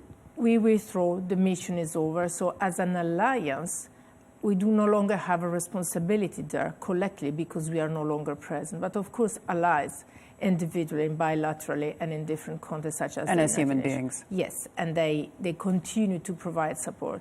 The situation is very worrisome. There are no words to describe what happened. And I think that individually, as I said, a human being and with our respective roles at national level, we have to continue to speak out about what is happening there and to fight for women's rights, because the silence will really put them, in a we will forgive about them, even if we don't do. But in the global conversation, you see, if you read the newspaper, it doesn't really come on the news so often. What do you think is the solution there in your mind? Because obviously there is an ability of nations who are giving aid to Afghanistan to exert pressure on them. If I could have a solution, I would try to put this, implement it. I found that extremely difficult. What I'm doing on my side is to continue dialogue with women from Afghan and see if there is a way to support. One of the focus is always how to train women to create space for dialogue for them in terms of dialogue also with the Taliban or mediation processes. And I know that there are several women who were also present in Doha a few years ago that continue the dialogue and try also to train younger generation to make sure that they will have the possibility to play a role and to exercise their right. When you come to a forum like this one, based in the United Emirates, a country that has promoted women, not just to positions in government, also mandated their participation on boards in the private sector, are you encouraged by what you see and how the region is evolving? Indeed, I am very much. I'm very happy to be here and to have the opportunity to engage in person, because I think this is the best way when then you have a concrete example that you can share. When people ask me, what do you do? It's difficult to explain then if you don't have stories to tell. And changing the narrative is what we absolutely have to do. So it's a very positive example, and I'm really looking forward to attending the forum tomorrow. Tell me this, what is missing in your mind from the global dialogue for women? Because when we speak about this from a business perspective, we talk about quotas and we talk about a number of women on boards. One woman feels alone, 2 women has a friend, and then 3 women can make a change. But in your mind, from a governance perspective, from a security perspective, what needs to change? I think it's a question of the cultural change I was mentioning earlier. And it's about gender, what we call gender-responsive leadership. We focus a lot on the participation of women, but we still find resistance, cultural barriers. And sometimes women are there because government decide to do, and then speak at global level, not referring to the local situation. But at the end, there is no real willingness to integrate. So it's more a token than a reality. So I think that what we have to look is the change of mindset of who is in power today, which in the normality are men. So we have to look into what we call the gender-responsive leadership to say that to train, to dialogue with both men and women together to understand the benefit that the entire society will have if women take on more position at high level. It's not for women, it's not helping women to do something, when they say, I'm helping my wife. No, it's not about this. Because in the moment where the dynamic changes, men will benefit from this different dynamic. They will have more time for the children. They have more time even for discussion and conversation, not under the pressure. And the solution that will be found will be better solution, because they will really bring the perspective of the entire society. So this topic of the gender-responsive leadership is something I advocated for, and I put as a first goal of the new policy at NATO, because I think that in a male-dominated environment, while we work to increase the number of women, we have also to work with the men who are present to make sure that we can reach the same high-quality solution in a shorter time. Bring them with us. Yes. Irene, it's great to have you here at Al Arabiya. Thank you so much for joining me. Thank you.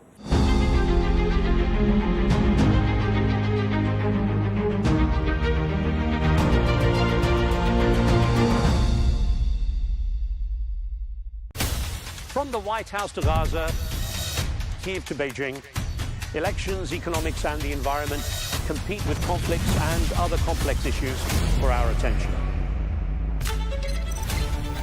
In an age of fake news, deep fake and artificial intelligence, they've got to have a vote and a say.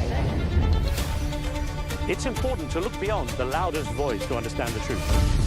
From newsmakers to groundbreakers, my campaign is going very well. Presidents, prime ministers, princes and peacemakers, and cultural tastemakers,